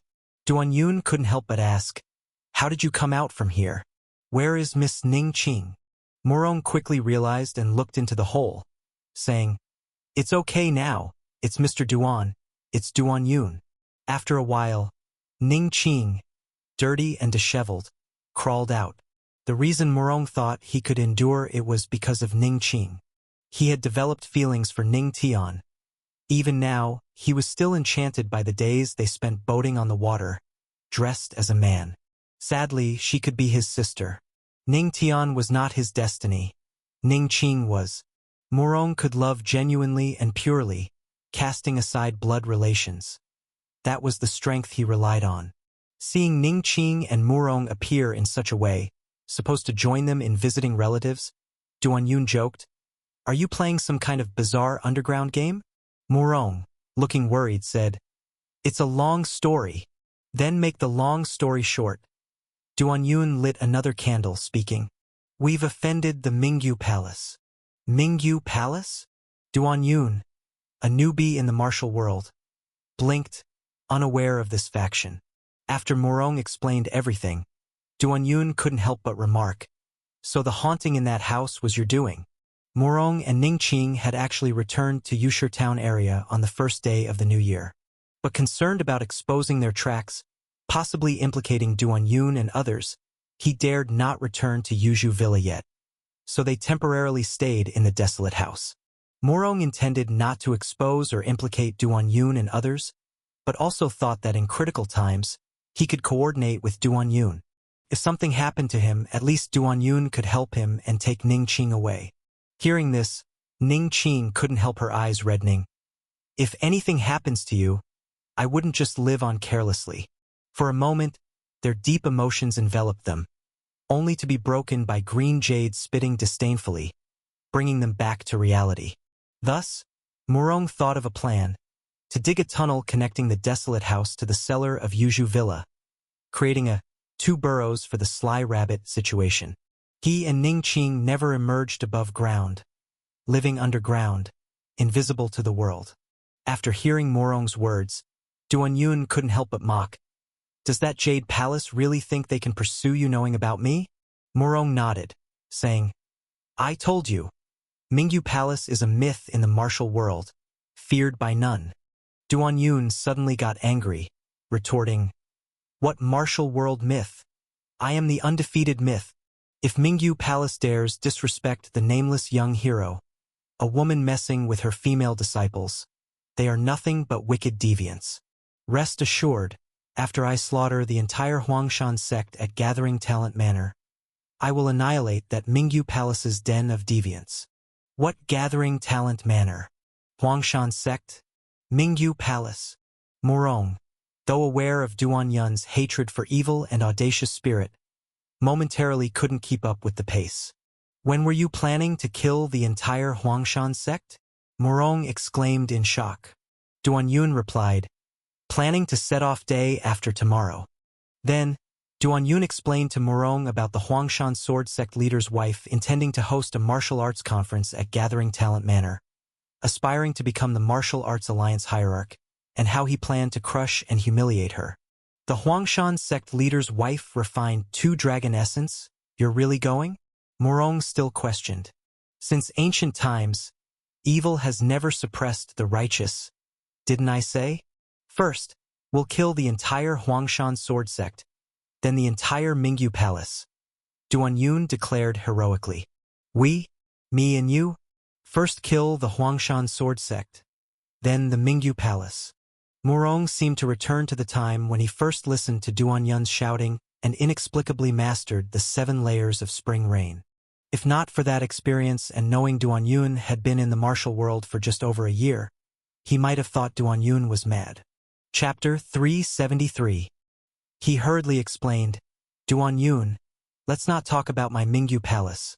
The Huangshan sword sect is also not to be trifled with now." Duan Yun said, "Am I easy to deal with then?" While speaking, he had already taken out that small booklet and wrote, "Mingyu Palace, lowly behavior, evil demonic path, shows no courtesy." He was by no means petty, but was instead keen on performing righteous deeds and could not stand seeing the wicked commit evil. The Morong brothers, looking at the booklet, had that illusion again as if King Yen was taking out his Yama book. But could this little Yama really take care of the people listed inside? Seeing the worry in the Morong brothers' eyes, Duan Yun said, "Don't worry, I've seriously improved.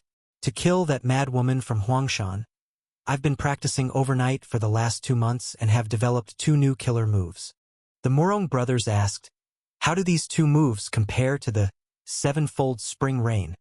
"One is on par with the 7-fold spring rain, but the effect is more thrilling. The other I'll practice more on the road. It should be a bit better than Love Unlimited," Duan Yun explained. Everyone heard the Morong brothers gasp in shock. The gasp was so loud and deep that it seemed as if the temperature of the cellar had risen slightly.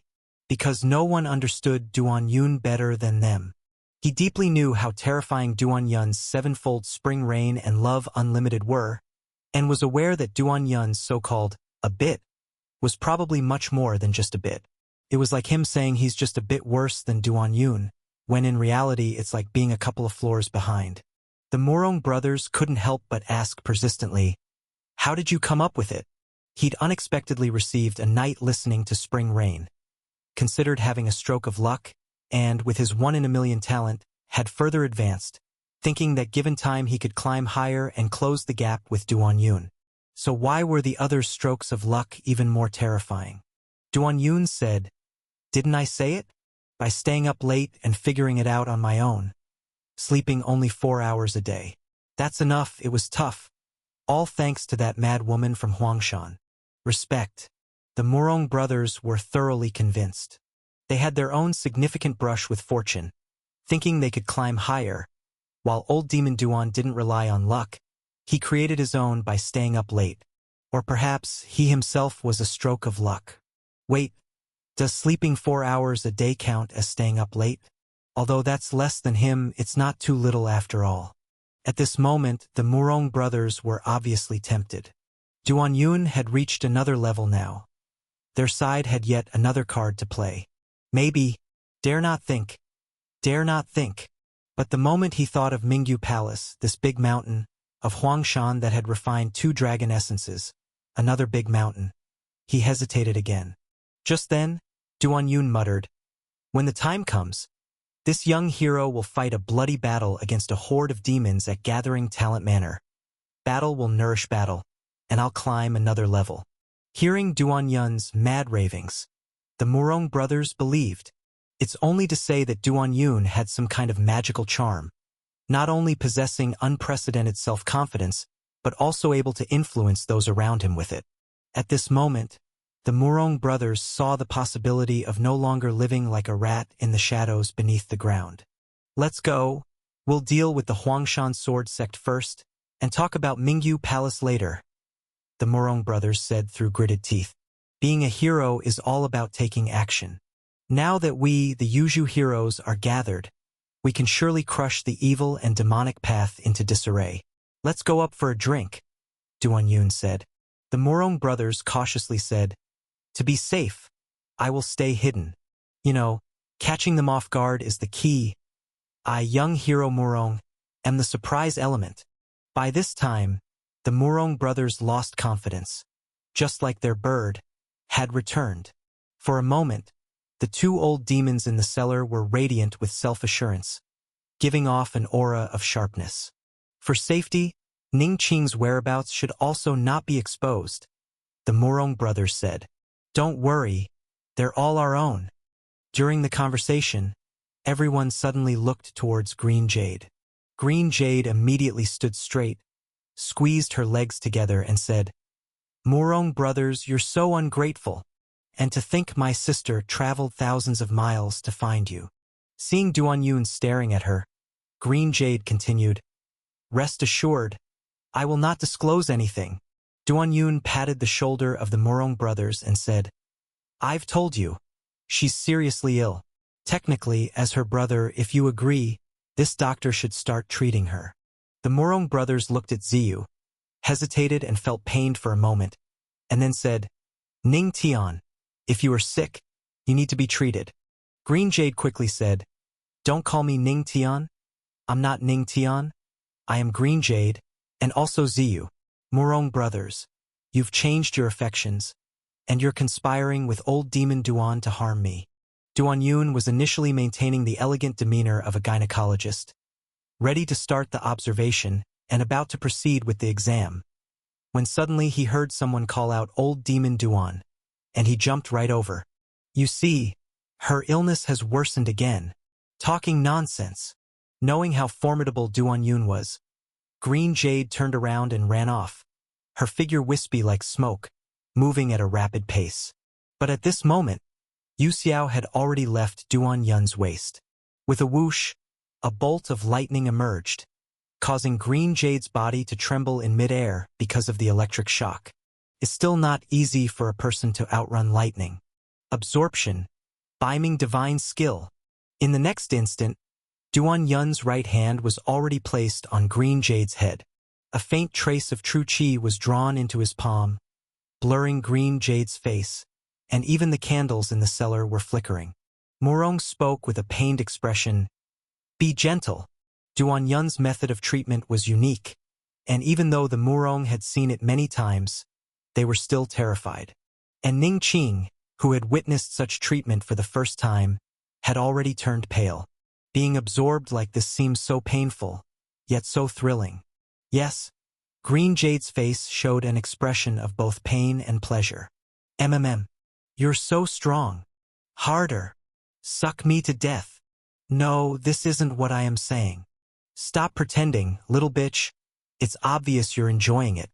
For a moment, Green Jade was talking to herself, yet the tones sounded like two different people. Duan Yun was also somewhat astonished while absorbing. Has this guy awakened some incredible attribute? Another surprising discovery for Duan Yun was that both Ziyu and Green Jade were like mad women, with two distinct personalities, and their body contained two streams of true qi that were completely different. To describe it, one stream seemed cool and icy on the surface but was warm inside, while the other was warm on the surface but icy inside. Increase the force. The suction in Duan Yun's hand intensified, causing the air around to flow like water. He had thought that since this was Murong's sister, he should not be too hasty, but now that Green Jade was asking for more strength, how could he refuse?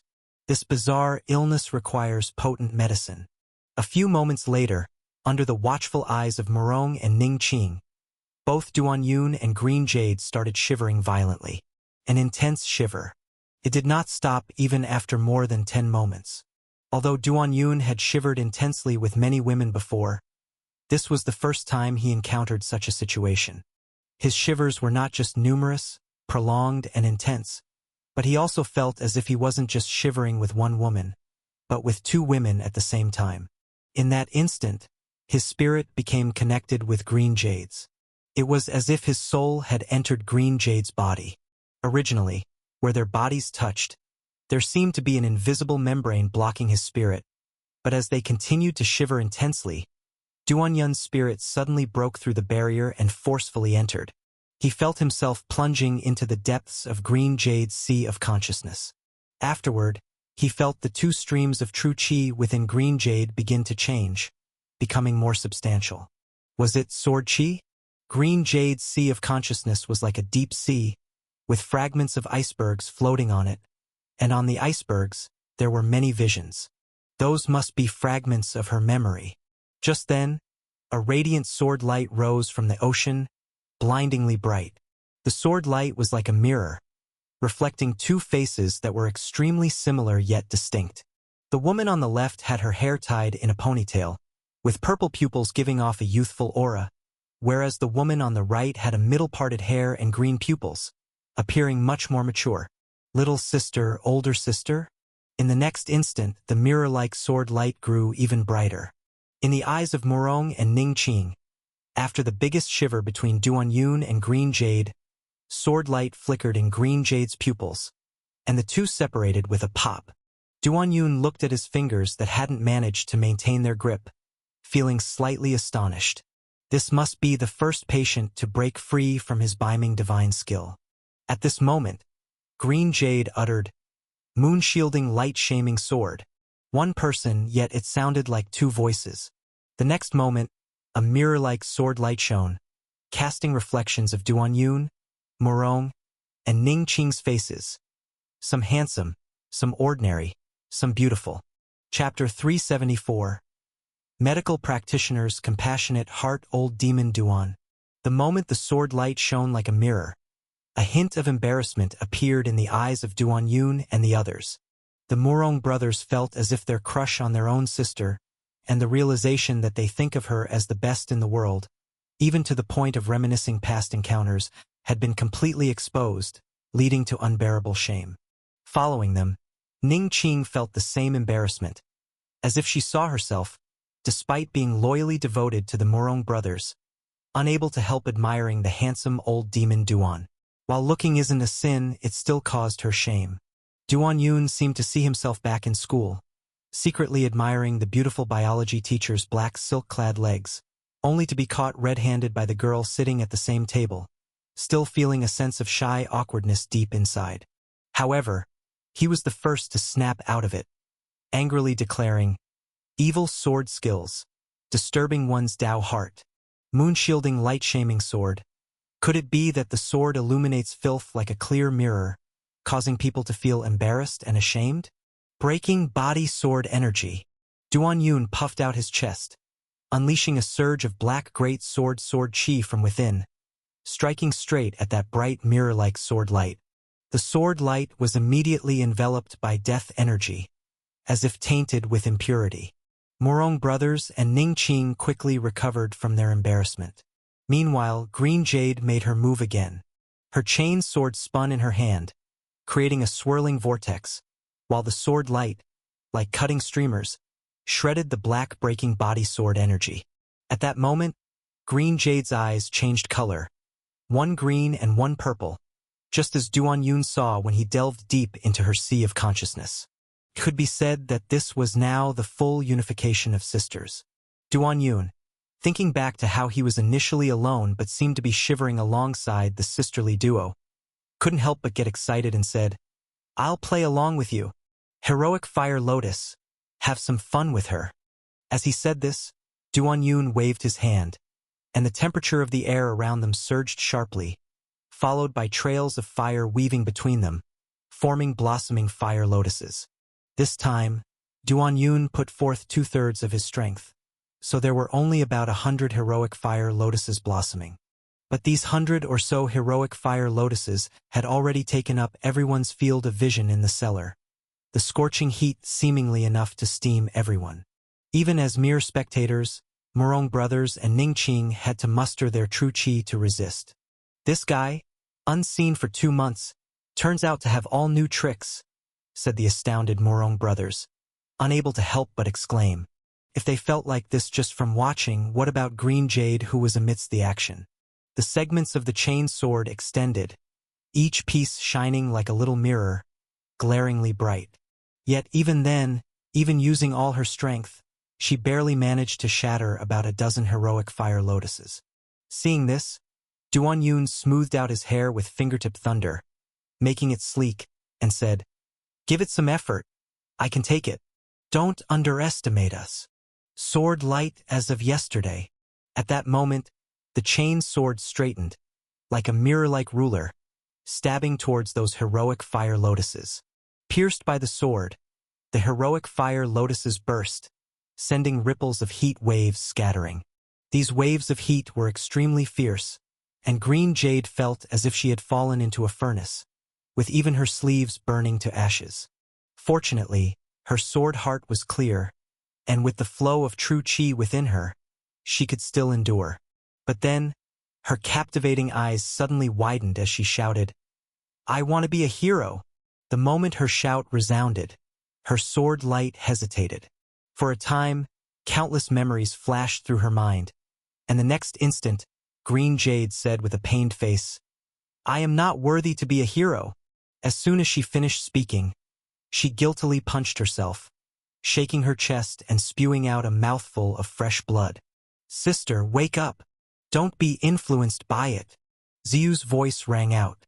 While Green Jade was impacted by the heroic fire energy, seeming much weaker, Ziyu somehow managed to maintain her clarity. In the next instant, Green Jade's eyes had completely turned purple.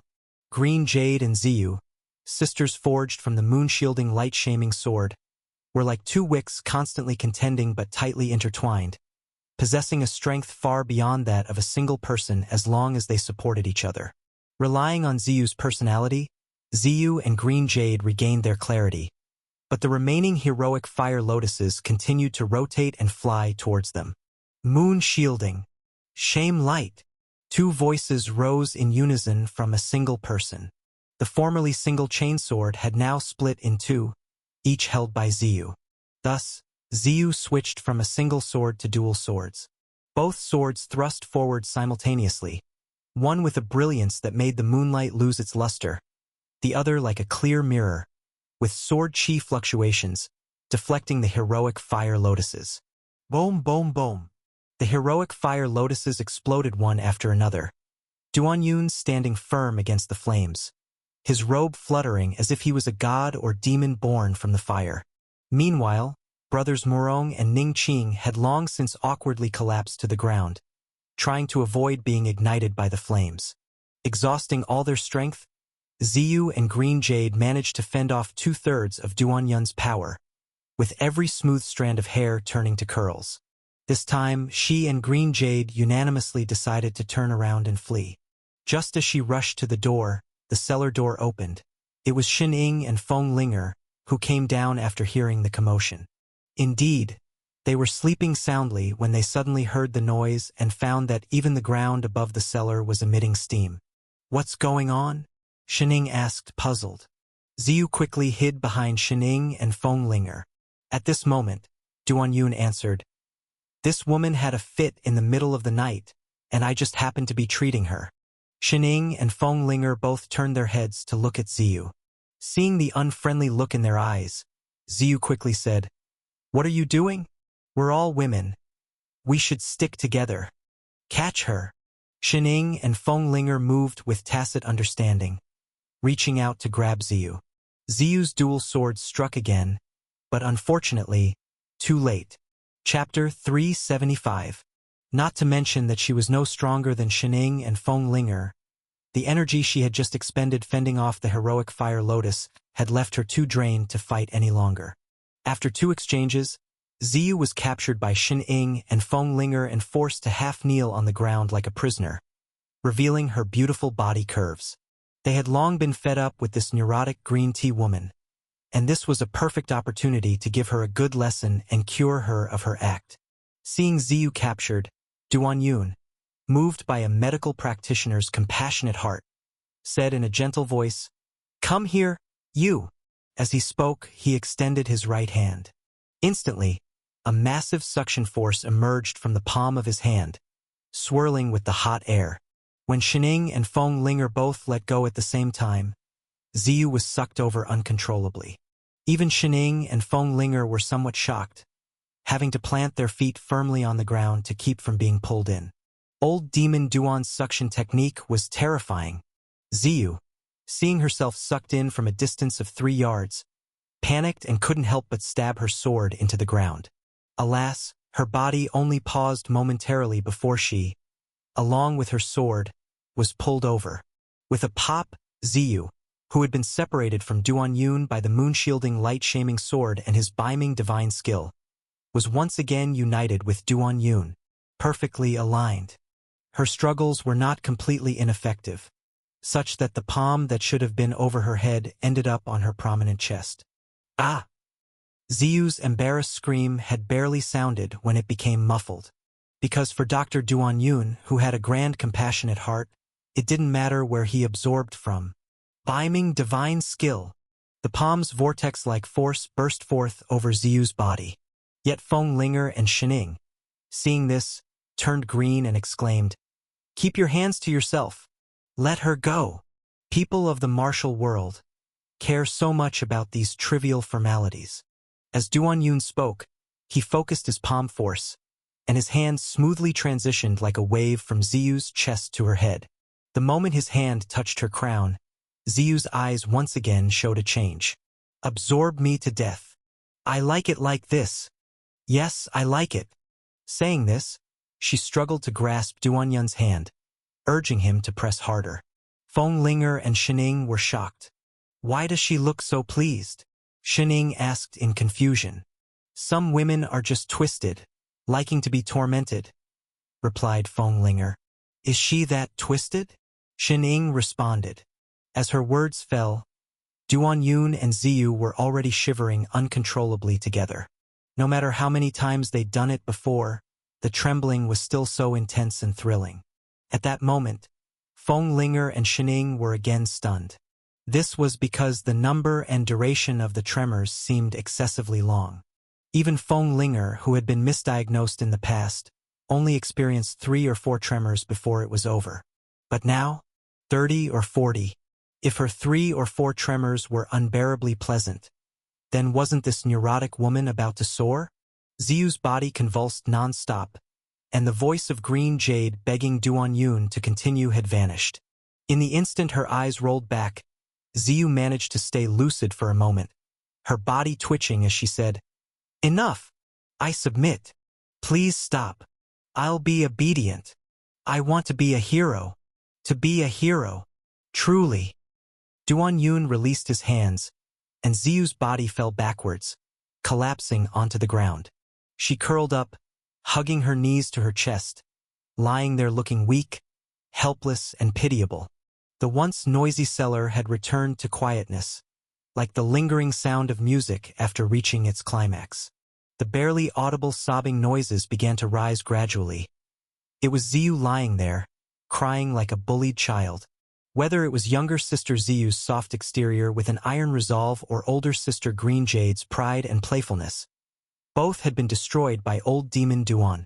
And so they cried, their weeping filled with complaints and grievances. Duan Yun stood there, feeling somewhat awkward. The treatment had gone unusually well, yet somehow it had turned into something resembling him bullying a girl. At this moment, not only Duan Yun, the chief culprit, but also Feng Linger and Shining both felt a sense of guilt. Unable to hold back, Shining teased Duan Yun. "Why did you have to be so heavy-handed? If she's hurt, I'd like to see how you explain it to the Murong brothers."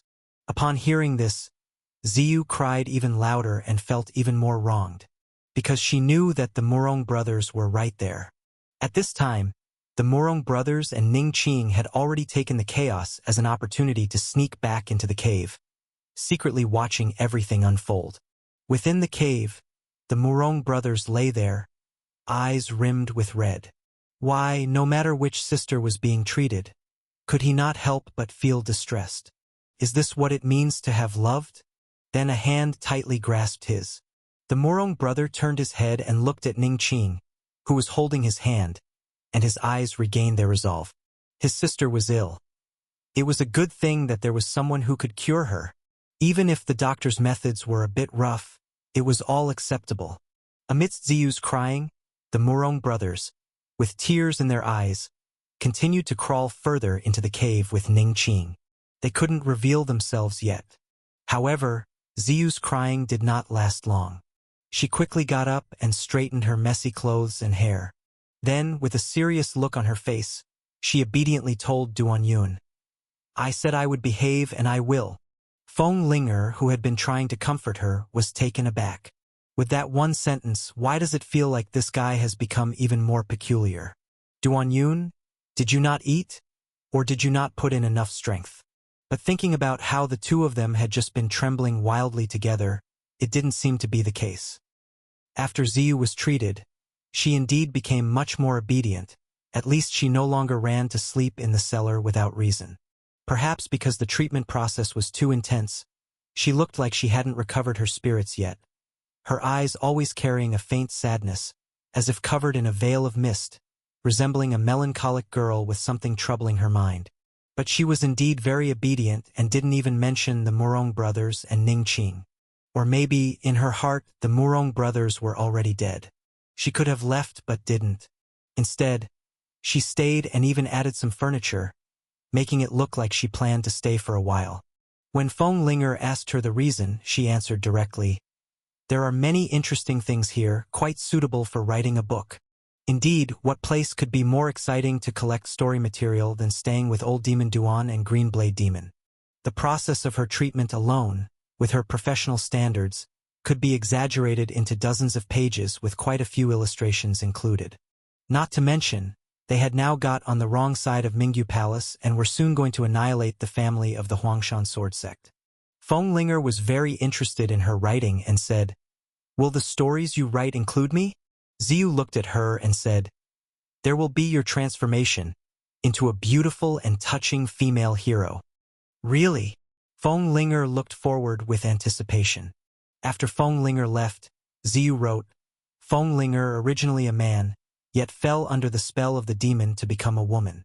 Later, he intended to seek revenge with his female identity, but unwittingly fell in love with him. Sadly, a perverted man who could not obtain love, choosing to leap off the cliff to his death. I, Ziyu, am certainly a dreamy and brave, beautiful young genius." Subsequently, Duan Yun and the others were already making preparations to go to Gathering Talent Manor for a big event. The Murong brothers and Ning Qing had been hiding underground, out of sight. The Murong brothers were now planning to be the surprise troops at Gathering Talent Manor, but whether Ning Qing should stay or go became a problem. He would certainly be busy at that time, and if Ning Qing encountered a problem then, it would be difficult for him to look after her. Ning Qing saw his concern and said, "I'll just hide here out of sight, waiting for you to come back." Indeed, when the Murong brothers shine at the martial arts conference, even if Mingyu Palace has intentions, they'll be focused on the Murong brothers at the event, not thinking she would be here. It's a very secure plan. It's you who has to be careful. If you run into trouble later, definitely don't try to be a hero. You must run. For me, you also have to run, you know? Ning Qing spoke tenderly. Looking at Ning Qing like this, the Murong brothers said resolutely, "I will." Then Ziyu's voice sounded, "You don't have to worry about her because I will also be here." Saying this, Ziyu and Duan Yun came in. "You'll also be here?" asked the Murong brother.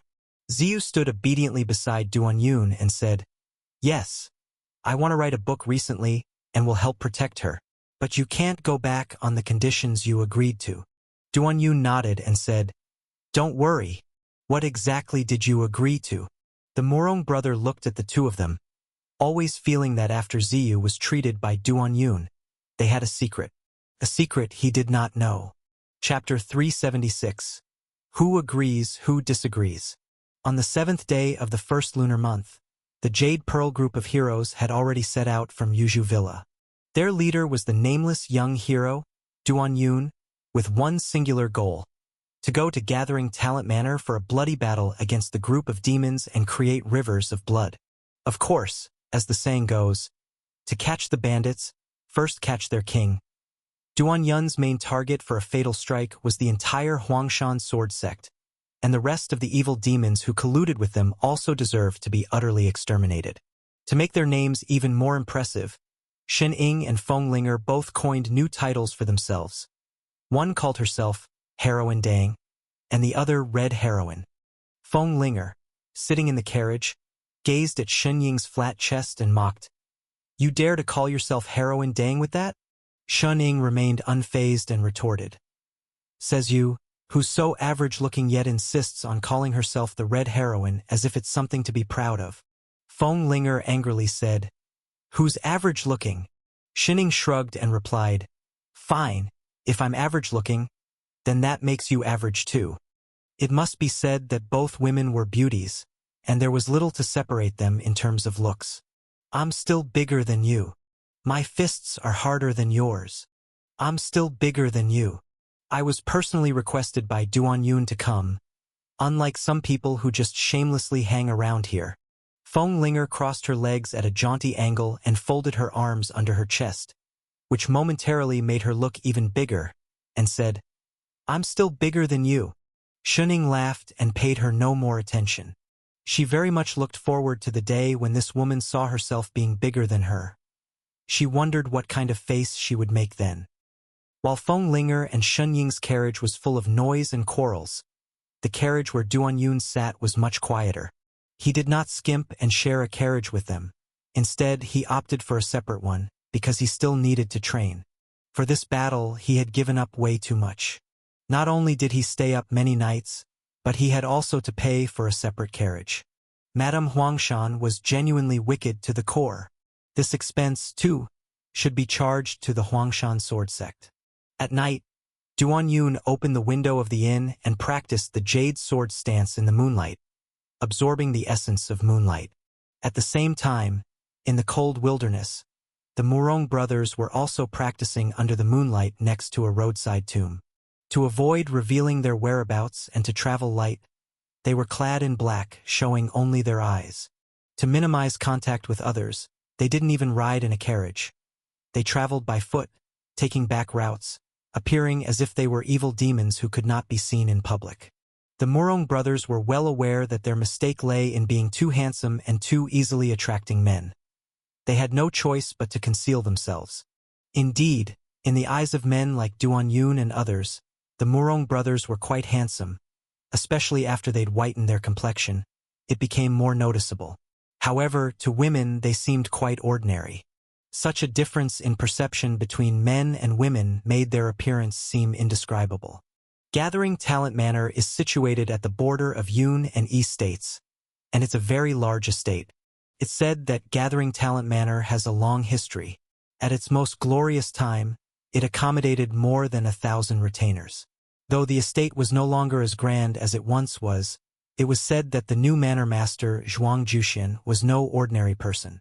Being quite young, he had already made a name for himself in the martial world of the Yun and East states, attracting more than 100 retainers, indicating a revival for Gathering Talent Manor. Especially with this martial arts conference, it was indeed a rare opportunity to build a reputation. The time was ripe for Gathering Talent Manor to regain its glory. At night, Zhuang Juxian was sitting in a small building, drinking wine. He sported a refined little beard and was dressed neatly in a golden-trimmed purple gown, sipping his drink slowly. He enjoyed this feeling, the pleasure of growing stronger and better step by step. The fact that the martial arts conference was being held at Gathering Talent Manor was his luck. A few days earlier, he was fortunate enough to have kissed the foot of the Huangshan sect leader's wife. Could be said that he was now connected with the Huangshan sword sect. Once the sect leader's wife became the Martial Arts Alliance hierarch, he would just need to cling to her coattails, and it would certainly help prop up Gathering Talent Manor. Therefore, Zhuang Juxian felt very pleased. At the same time, he also greatly detested and loathed old Demon Duan. Yes, whomever the sect leader's wife hated he should also hate, and whoever she wanted to kill was his enemy as well. Zhuang Juxian always had a keen awareness of such matters.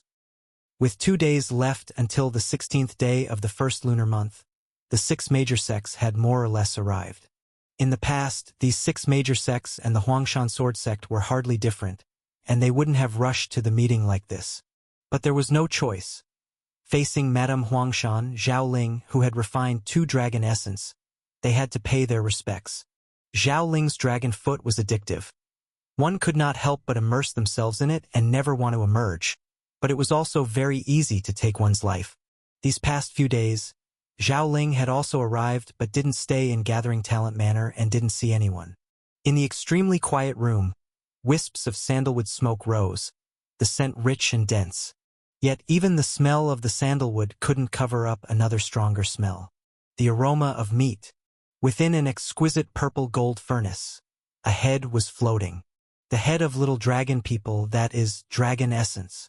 This was the last part that needed to be refined. Zhao Ling waited until now because the best delights should be saved for last, and also because refining this last essence of dragon essence was perfect at this moment.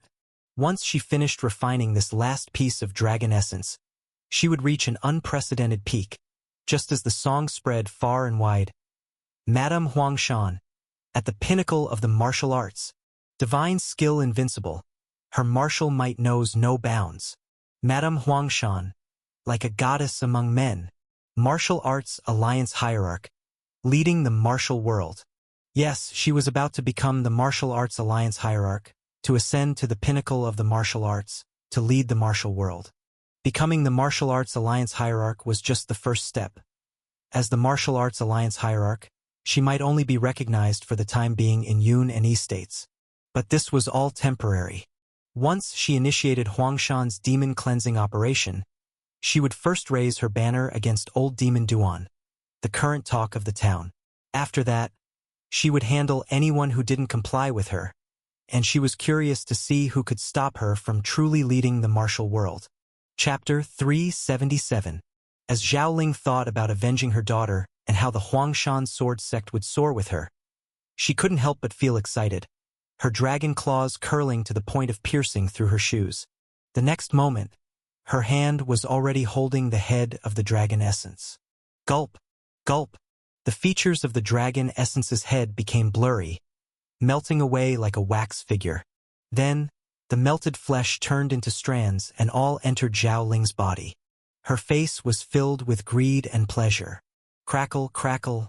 New dragon scales grew on her feet, dark greenish-black, and her toes, transformed into dragon claws, seemed particularly nimble and graceful. Having absorbed this final essence, she now completely controlled the power of the dragon foot. Now, who could stand in her way? On the morning of the 16th in the first lunar month, the sect leader's wife of the Huangshan sword sect, Zhao Ling, finally appeared at the Gathering Talent Manor. At that time, the manor was full of flying flags, bustling with many people, mostly disciples from the 6 major sects, and the remaining were influential figures from the martial world. Could be said that this was the largest martial arts event in Yun and Yu states in recent years. It was much bigger than the previous demon-slaying conference at Yusher Town. Of course, since that demon-slaying conference ended in failure, it had not been brought up much afterward. At this moment, inside the Chengda Hall of Gathering Talent Manor, the sect leader's wife sat on the high podium, looking down at the people from the 6 major sects. Among them, apart from the sect leader of the Iron Sword sect who was in closed-door cultivation and could not attend, with the young master representing everything here, the other 5 sects were all led by their sect leaders. They were old acquaintances with Zhao Ling, but times had changed, and now they could only look up to her with awe. Then, Huangshan sect leader Chun Sanju revealed a scholarly smile and said, "Dear old friends, our martial arts conference has always been fair and just.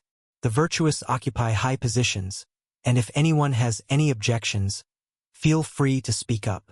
This time, our Huangshan sword sect seeks to contend for the position of Martial Arts Alliance Hierarch, not just for a name. Over the years, the position of Alliance Hierarch has been undecided, even insignificant, which shows that the martial world is not unified. Therefore, after discussing with my wife, we want to create a grand martial world. Our Huangshan sword sect wishes to be linked in honor and disgrace with the 6 sections." As soon as these words were spoken, the expressions of the 6 sects changed. Talking about a grand martial world, being linked in honor and disgrace sounds nice, but that's actually merger. At that moment, Chun Sanju said with a smile, "Don't worry, we're just forming a closer alliance. Whoever becomes the alliance hierarch, the other sects merely need to obey the hierarch's commands." The 6 sects remained silent. This damn thing is still the same. In this, who can contend with your Huangshan sword sect for the position of alliance hierarch? Chun Sanju appeared very patient, slowly sipping tea, then continued softly, "I assure you, the traditions of the 6 sects will remain the same. Only obedience to the martial arts alliance hierarch is required." At that moment, no one spoke and the atmosphere was somewhat oppressive. Finally, the sect leader's wife Zhao Ling spoke. "Today, the martial world is fraught with hidden currents. The alliance of the 7 sects in the grand martial world is only the first step. I place great importance on this matter and ask for your favor. Earlier it was stated, speak freely whether in support or opposition, so that we can negotiate better." At this moment, the 6 people glanced at each other, and the young master of the Iron Sword sect stood up and said, "Madam, I am here under the orders of my father and did not expect such a significant event. It's too much for me to decide." Zhao Ling smiled kindly and said, "Young Master Zhao, does the Iron Sword sect oppose my proposal?" Young Master Zhao bowed and said, "It all depends on my father's will." As soon as his voice fell, Zhao Ling suddenly kicked out. A green dragon-shaped claw force burst out. The response of young Master Zhao was extremely quick, a sturdy iron sword horizontally in front, executing returning mountain iron decision as a shield. But only a scream of "ah" was heard. The iron sword burst into mud in an instant, and young Master Zhao was hit by the dragon claw force, spinning more than a dozen times in the air before crashing to the ground, unable to get up. In one move, this young master, who had reached the Tongyu realm 5 years ago, couldn't even block a single move. Is this the terrifying power of refining the dragon essence and mastering the dragon foot? Zhao Ling had already stood up, sweeping her gaze across everyone and said, "We are all comrades here. Let's speak frankly. Now, who agrees and who opposes?" In the meantime, her dragon foot had been revealed, viewed as exquisitely captivating in the eyes of the crowd, making them almost desperate to lick it furiously. Yet it was equally terrifying because it could easily claim one's life. I agree. I also agree," Our 7 sects are united like branches of the same tree. It would be like adding wings to a tiger. Who would dare to oppose? Zhao Ling looked at everyone with a smile that was not quite a smile, and said, "You all don't think that my Huangshan sword sect wants to take advantage of you, right?" "Definitely not. Absolutely not." Zhao Ling then said, "After today, Huangshan sword sect will start a demonic sweep in Huang Mountain. The first to die will be old demon Duan, and there are many demons in the martial world with plenty of wealth. With the manpower of my Huangshan sword sect, we surely won't be able to manage all these assets, so we'll have to depend on all of you then." The 6 sects instantly perked up, their eyes filled with greed. Why wasn't this said earlier? The intentions of this lady were quite clear. Once Zhao Ling becomes the Martial Arts Alliance hierarch, her prestige and power would rise just like the midday sun, and when that time comes, who's labeled as a demon would be at her sole discretion. And these 6 sects, having been in the martial world for so long, have inevitably made enemies. When the time comes, all their enemies would be denounced as evil outcasts. Wouldn't that make it easy to kill and snatch territories? For instance, the sect leader of the Green Fist sect was already fantasizing about abducting and abusing the wife and daughter of his enemy. Yes, even if it means being a dog for the Huangshan sword sect, it would still be a dog that rides on top of others, which isn't bad.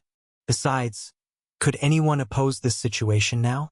Since they can't resist, might as well enjoy. Each person's thoughts were ringing like clattering abyssai, their eyes brimming with excitement. Manor Master Zhuang Juxian watched this scene, already aware that the matter was settled. Following the soaring rise of Huangshan sword sect, he could also ascend to heaven. At this moment, the young master of the Iron Sword sect struggled, trying to stand up and speak. Everyone couldn't help but look at him with serious expressions, admiring how tough this guy was, daring to spoil the mood at such a time. The young master, while spitting blood, said, "Lady, I was wrong before, truly wrong. Iron Sword Sect would like to join the 7 Sect Alliance and go through fire and water for the lady." Zhao Ling couldn't help but let out a cold laugh. As the young master of a sect, a promise once made must be as firm as nails. How can you easily go back on it? The young master of the Iron Sword sect exerted all his strength and knelt on the ground. With a swishing sound, he sliced off half of his tongue, throwing it on the ground, and said in a muffled voice, "Lady, I was truly wrong." Being able to demonic sweep together with Huangshan sword sect, snatching territories, women, and divine skills secret manuals, how could Iron Sword sect miss out on such an opportunity? If his father knew he missed such a chance, he would absolutely kill him. It's all this woman's fault for not speaking sooner. Zhao Ling looked at the half-tongue on the ground, shook her head, and said, "Pick up your tongue and sit at the back." "Yes. Thank you, lady. Thank you, lady." At this time, Zhao Ling had finalized the deal and said to Zhuang Juxian, "The conference can begin now. I don't want old Demon Duan to live through the winter." As soon as these words came out, everyone's eyes were filled with excitement and fervor. Once old Demon Duan dies, they would likely get a share of his cultivation technique and secret books. Just thinking about the fallen finger technique and twisted cultivation techniques brought many thoughts to mind.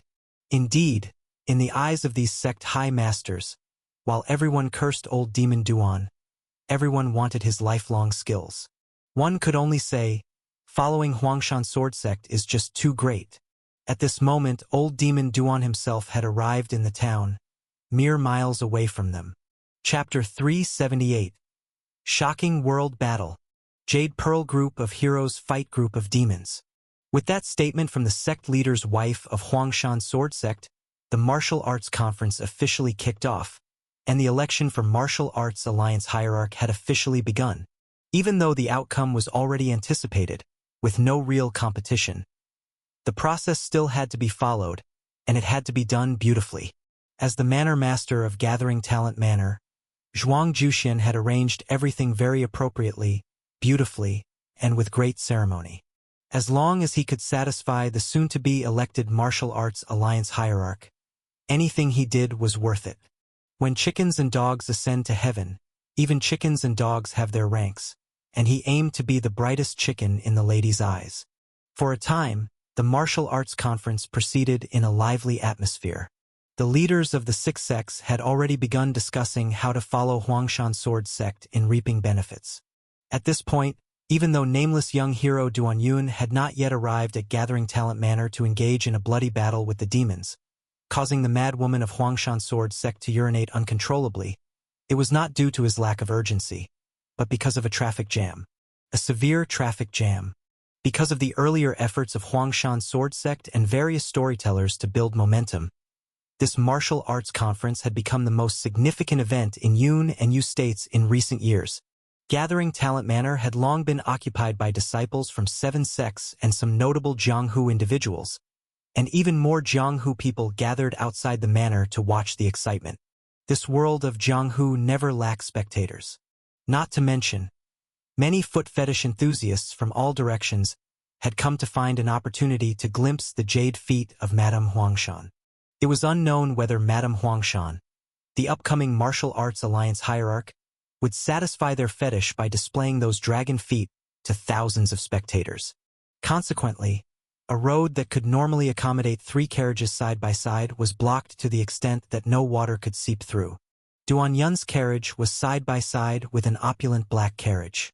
The coachman from the other carriage, acting all high and mighty, spoke to this side's coachman. "Your kind of horse also wants to go in? Even my master's blood-red black steed is stuck here, let alone yours." The opposing carriage was very luxurious, and the horse was also a fine one, big and robust, a full head or 2 taller than the old, thin yellow horse of Duan Yun's carriage. But it was indeed too congested. It was troublesome even for people to move around, let alone carriages. Ahead, someone was shouting, "Don't push, the shit is coming out." It really came out. "It stinks. Make way." Seeing that he couldn't move forward or backward, the young coachman felt only irritation. At that moment, Duan Yun gave him some silver, saying, "Young man, you can go back. I'll return this carriage later." Seeing sufficient silver, the coachman hurriedly thanked him and left. To really continue squeezing here, unable to move forward or backward, it was hard to know how long it would last. Afterward, Duan Yun raised his hand, lifting both the man and the horse above his head, and shouted, "Make way! Make way! Your mother, ah?" The people in front initially wanted to curse, but suddenly seeing an old horse and a carriage hanging above their heads like a mountain, they hurriedly made way. The feeling of having a horse and carriage suspended above their heads was indeed too oppressive. Thereafter, with Duan Yun shouldering the horse and carriage, a path automatically opened in the crowd, without any blockage. Seeing this spectacle, the coachman of the black carriage almost dropped his jaw. This was possible? Duan Yun glanced back at him and commented, "You don't have supernatural strength. You caused the traffic." Suddenly, the crowd gasped again, caused by the sudden arrival of 2 beautiful young girls floating on air, conveniently landing on the carriage raised by Duan Yun. Thus, carrying a horse, a carriage, and 2 beautiful girls, Duan Yun continued towards Gathering Talent Manor unobstructed. Due to Murong brothers wanting to keep a low profile, unable to ride like Shining and Feng Linger, they had to squeeze into the crowd. During this process, he kept feeling someone touching him. "Damn it, does the way I dress still attract you perverted men? And most importantly, why did a big beard want to see his legs?" Madame Huangshan, pinnacle of the martial arts. Divine skill invincible, martial might limitless. Madame Huangshan, a heavenly fairy among men. Martial Arts Alliance hierarch, leading the Jianghu. Madame Huangshan, the choice of the people. Who agrees? Who opposes? At this time, the Martial Arts Congress had reached its most lively moment. Everyone knew this was merely a ceremony, an interlude. In the world of Jianghu, there was always a rumor that the Huangshan Sword Sect was the touchstone of prestigious sects. Normally, any sect less capable than Huangshan Sword Sect could hardly be considered a prestigious one, but any sect stronger than Huangshan Sword Sect was absolutely qualified. Who would have thought that this touchstone sect would have such an encounter? And after this martial arts congress, the Huangshan Sword Sect would unify the 6 sects, surely advancing into the ranks of the top sects. Madame Huangshan, a heavenly fairy among men, martial arts alliance hierarch, leading the Jianghu. Madame Huangshan, the choice of the people. Who agrees? Who opposes? At that moment, Manor Master Zhuang Jushin raised his hand, and the crowd quickly quieted down. Since there are no objections, I now invite Mrs. Zhao Ling to receive the sword. The so-called receiving sword has always been a ceremony passed down in the martial arts conference. It is said that in the past in Jianghu, there was a Jade Sky Sword and Sky Dragon Saber. Whoever possessed these two divine weapons was the Martial Arts Alliance hierarch, following the saying, with the Jade Sky Divine Sword and the Heavenly Dragon Saber, one commands the Jianghu, none dare to disobey. However, as time passed, the Sky Dragon Saber was the first to be lost, and then it changed to receiving the Jade Sky Sword as qualification to be Martial Arts Alliance hierarch, and later, damn it, the whereabouts of the Jade Sky Sword also became unknown, leaving the position of Martial Arts Alliance hierarch vacant for a long time. Chapter 379. In the end, left with no choice, only one rule receiving sword remained. Now, Zhao Ling was to receive the Martial Arts Jade Sword, which is a counterfeit of the Jade Sky Sword after much discussion. It was a procedural formality. Zhao Ling lifted her foot, and under everyone's watchful eyes, she approached the Martial Arts Jade Sword, stepping onto the stairs one by one, which set a commanding scene from above. At this moment, she felt herself the peerless empress, overseeing her empire. From now on, Huangshan Sword Sect would ascend to the pinnacle of the martial world with her. Those represented by Old Demon Duan, the evil demons, would be annihilated by her, their treacherous lives snuffed out and plundered, serving as nourishment for her ascent to the summit. Thinking of this, Zhao Ling's expression remained unchanged on the surface, but her eyes were filled with fervor and greed. She was only a few steps away from the martial arts Jade Sword, when suddenly a voice came from outside. I object. Evil demons daring to dream of becoming the Martial Arts Alliance hierarch. Upon hearing this, everyone looked outside. There appeared a handsome man, carrying a horse and a carriage, with two beautiful young ladies standing on top of the carriage, walking in. Such an entrance even took the old Riversiders by surprise. Who goes there? How dare you cause trouble at the Tiger Forest Conference? Being nearly left out of the dining table, the young master of Iron Sword Sect, despite having half of his tongue cut recently, was the first to stand up and shout. Duan Yun put down the horse and carriage, declaring dominantly, Nameless young hero. Upon his words, someone exclaimed, Duan, old demon Duan, get out of your crap. Duan Yun's face suddenly darkened, looking quite frightening. At this moment, Shun Ying stepped forward, standing tall and proud. Heroine Daying is here. This gathering of evil demons shall not continue. Red Heroine, acting for heaven. Saying so, Feng Linger's red face sword was already unsheathed. Yes, it's the 4 demons of Yuzhu. Green Blade Demon didn't come. Someone at the back exclaimed knowledgeably. There were always rumors about not just Old Demon Duan and Green Blade Demon's involvement when Thousand Faces Immortal Sect was exterminated, but also about 2 witches known as 4 Demons of Yuzhu. These witches kept a low profile, except for that incident where they slaughtered the honest sellers of the Thousand Faces Immortal Sect using human skin masks. Hardly any rumors about them surfaced.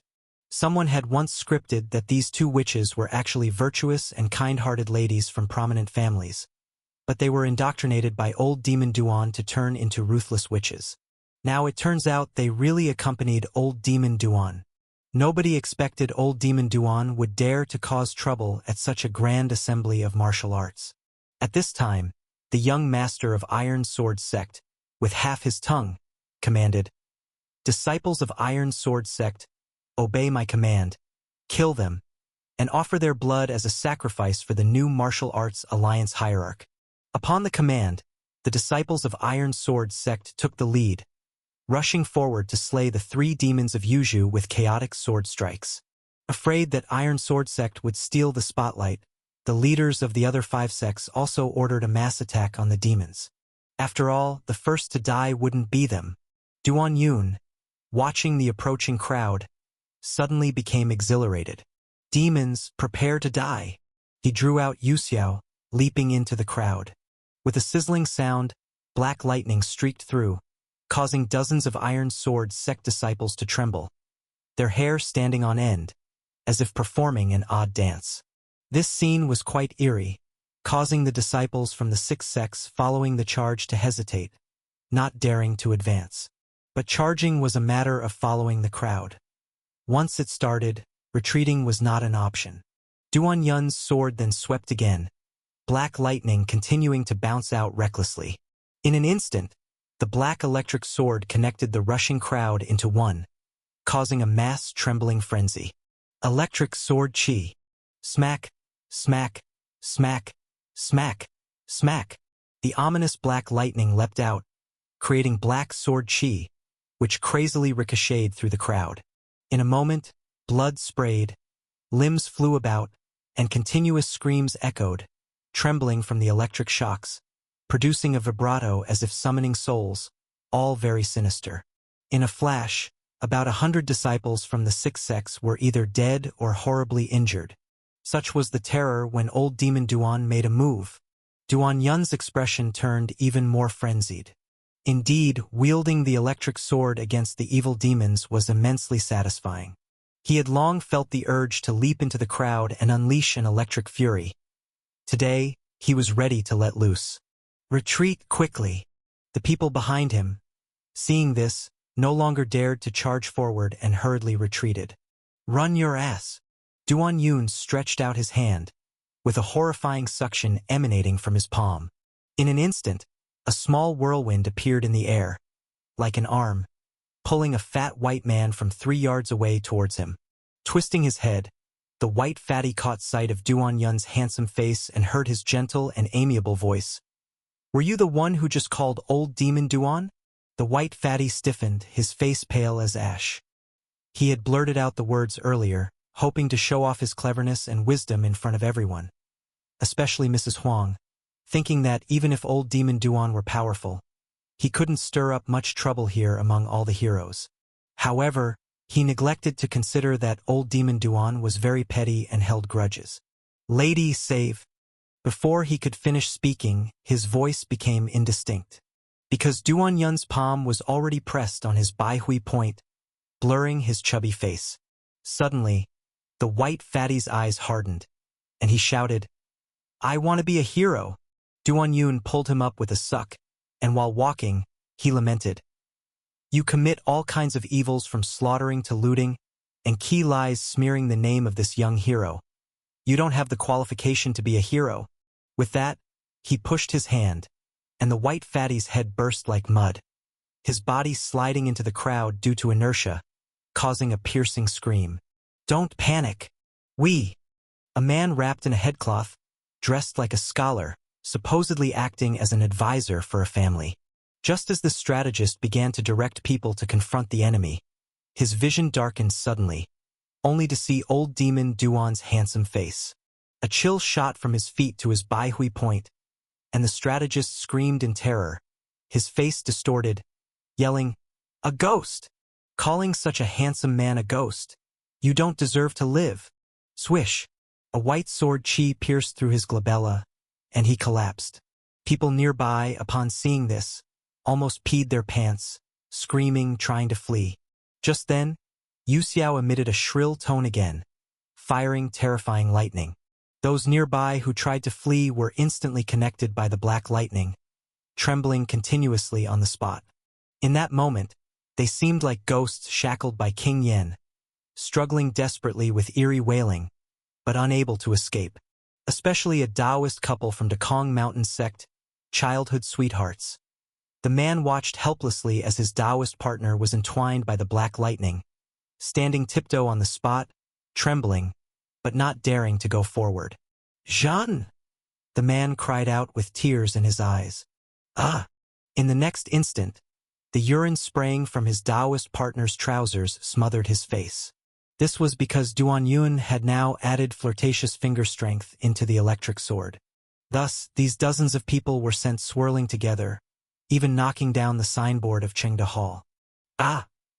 Run quickly! Duan Yun struck towards the entrance, and the people inside could no longer contain their fear, screaming as they fled. Unfortunately, there was no chance to escape. Duan Yun had already leaped into the crowd, with the endless electric sword firing wildly. The denser the crowd, the more severe the shocking. Thus, the nearby 100 or so disciples from the 6 sects were all shocked into trembling madness, unable to move an inch, and then the sword chi born from the electricity had them burst into flying flesh and blood. Master, master, master! Father, father, father! Save, save, save! These disciples, who had earlier fantasized about following the Huangshan sword sect to grab territory and commit atrocities, were soon shocked into collapse, calling out for their masters. For major figures of the 6 sects had already retreated, trying to push each other forward, and 2 tried to save their beloved female disciples. But a spray of urine startled them, causing them to retreat as well. At such times, it's crucial to stay unified, because everyone knew that facing old demon Duan alone, none would be a match. No one dared to be the first to act. With a pop, an elder suddenly leaped forward, spitting blood as he fell, his back marked with a fiery dragon claw print. Who dares to retreat? Whoever isn't loyal dies, Zhao Ling ordered coldly, looking at Duan Yun. Kill! At that moment, the 6 sects' major figures quickly joined forces, rushing towards Duan Yun and the 2 others. Xining clenched her fists, while Feng Linger's red face sword was already unsheathed. Finally, they didn't just have to follow behind and watch the show or clap. It was time for them, the female heroes, to shine too. Chapter 380. Twin Demons Emerge, Huang Mountain Dragon Strength. Due to the young master of the Iron Sword sect having just been kicked and injured, those who came forward to fight were exactly the remaining 5 sect leaders. Each of these 5 sect leaders was a grandmaster of their sect, and their simultaneous move brought about a swirling of true chi, making their presence extraordinary. Flying together, Duan Yun launched a fist with his left hand and a sword with his right. Having spent a lot of time around Duan Yun, the 2 naturally had a good understanding with him and instantly knew what he was planning. He wanted to left and right embrace and fly together with them against the enemy. Although Xining and Feng Linger were somewhat displeased at having an extra person involved, their bodies seemed unable to refuse him and moved on their own. The 16 strange fists' fist power roared like cannonballs. Xin Ying's Lotus Taoist robe fluttered, with the 8 extremes breaking fist power spinning out and joining with Duan Yun's fist power. From this view, the fist power of the 16 strange fist was like a spinning cannonball, and the 8 extremes breaking fist power was like the cannon barrel, increasing the speed and strength of the fist power by another level. On the other side, Duan Yun's Water Moon sword energy was already intertwined with Feng Linger's Taohua sword energy. The 2 sword energies entwine like lovers, increasing in power exponentially as fire meets wind. At this moment, Duan Yun appeared to be in complete synergy with the 2 female heroes, united as one. As if they were his own wings, Duan Yun and the 2 females fought on both sides. Their terrifying fist power and sword chi shattered and pierced through the walls of the Great Hall. If we really went by strength, Feng Linger and Xining should be slightly inferior to these 5 sect leaders. But now they had become Duan Yun's wings, and the outcome was turned on its head. The 5 charging sect leaders were hit by a blast of fist power, with one being knocked away, his but scraping sparks on the ground, while the remaining 3 were pushed back by the entwined sword chi. However, once Duan Yun had flown with his double wings, there was no stopping him.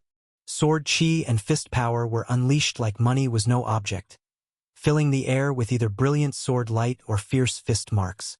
The 5 sect leaders struggled to defend, but the most miserable was the young sect master of the Iron Sword sect, who had intended to avoid the fight.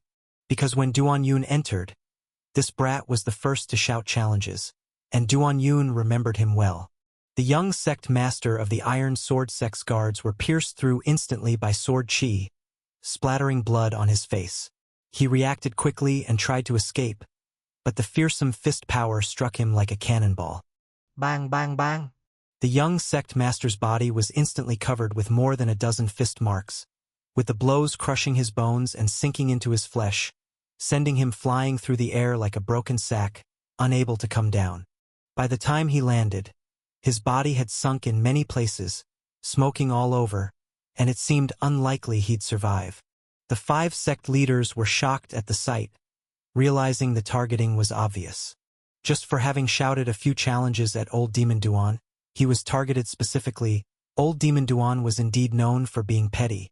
Seeing Old Demon Duan with his left and right embrace, powerful and unstoppable, the Dekong Mountain sect leader suggested, "We need to unite as well." The sect leader of the Green Spirit Sword sect was a woman in her 40s or 50s, still charming in the eyes of all. The Dekong Mountain sect leader seized the opportunity, leaping over to join forces with her. However, sadly, the two had no synergy, and the sword chi from Dekong Mountain and the Green Spirit Sword Light couldn't strengthen each other like Duan Yun and Feng Linger. Instead, they repelled each other. "Sister, get closer," shouted the Dekong Mountain sect leader. While saying this, he shamelessly pressed his sword close, following closely, as if he wanted to stick to her like glue. At this moment, the female sect leader of the Green Spirit Sword sect said, "Don't do this. My husband is watching from behind." "Ah?" The Dekong Mountain sect leader was shocked, his sword chi becoming somewhat disrupted. Just then, a bright, entwined sword chi struck, and even though he managed to block most of it with his sword, he was still hit by the sword chi in the lower abdomen, causing blood to spray.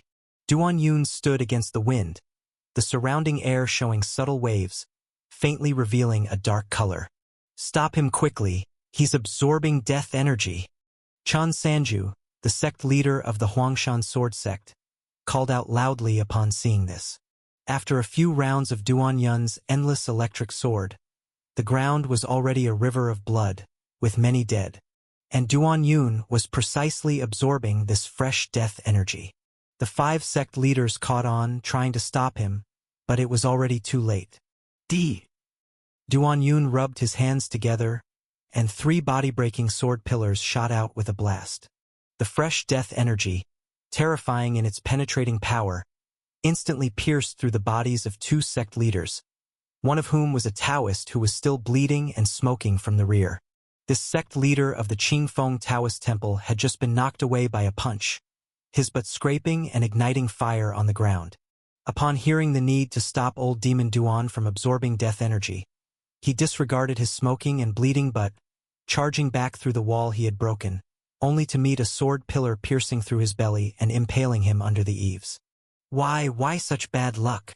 As the words fell, his head tilted, and he died. After this hand-rubbed sword pillar, the 5 sect leaders were either dead or injured, with only 3 still barely maintaining combat strength. Suddenly, a bright golden light surged, stinging people's eyes. Duan Yun and his wings couldn't help but retreat. Sword emerges from Huang Mountain. A giant yellow sword chi burst forth from the ground, majestic in its energy. "Little you, come forth." Netherworld sword chi scattered, forming the Dharma image of the Jade Sword Immortal in an instant, with Little Yu's jade arm behind her unfolding like a peacock's tail, shooting out countless black sword chi fingers. For a moment, the Jade Sword True Chi from Embrace Sparrow Tail struck like a sudden rain on the giant yellow sword chi, causing it to shake and slow. Golden Sword Mountain opening.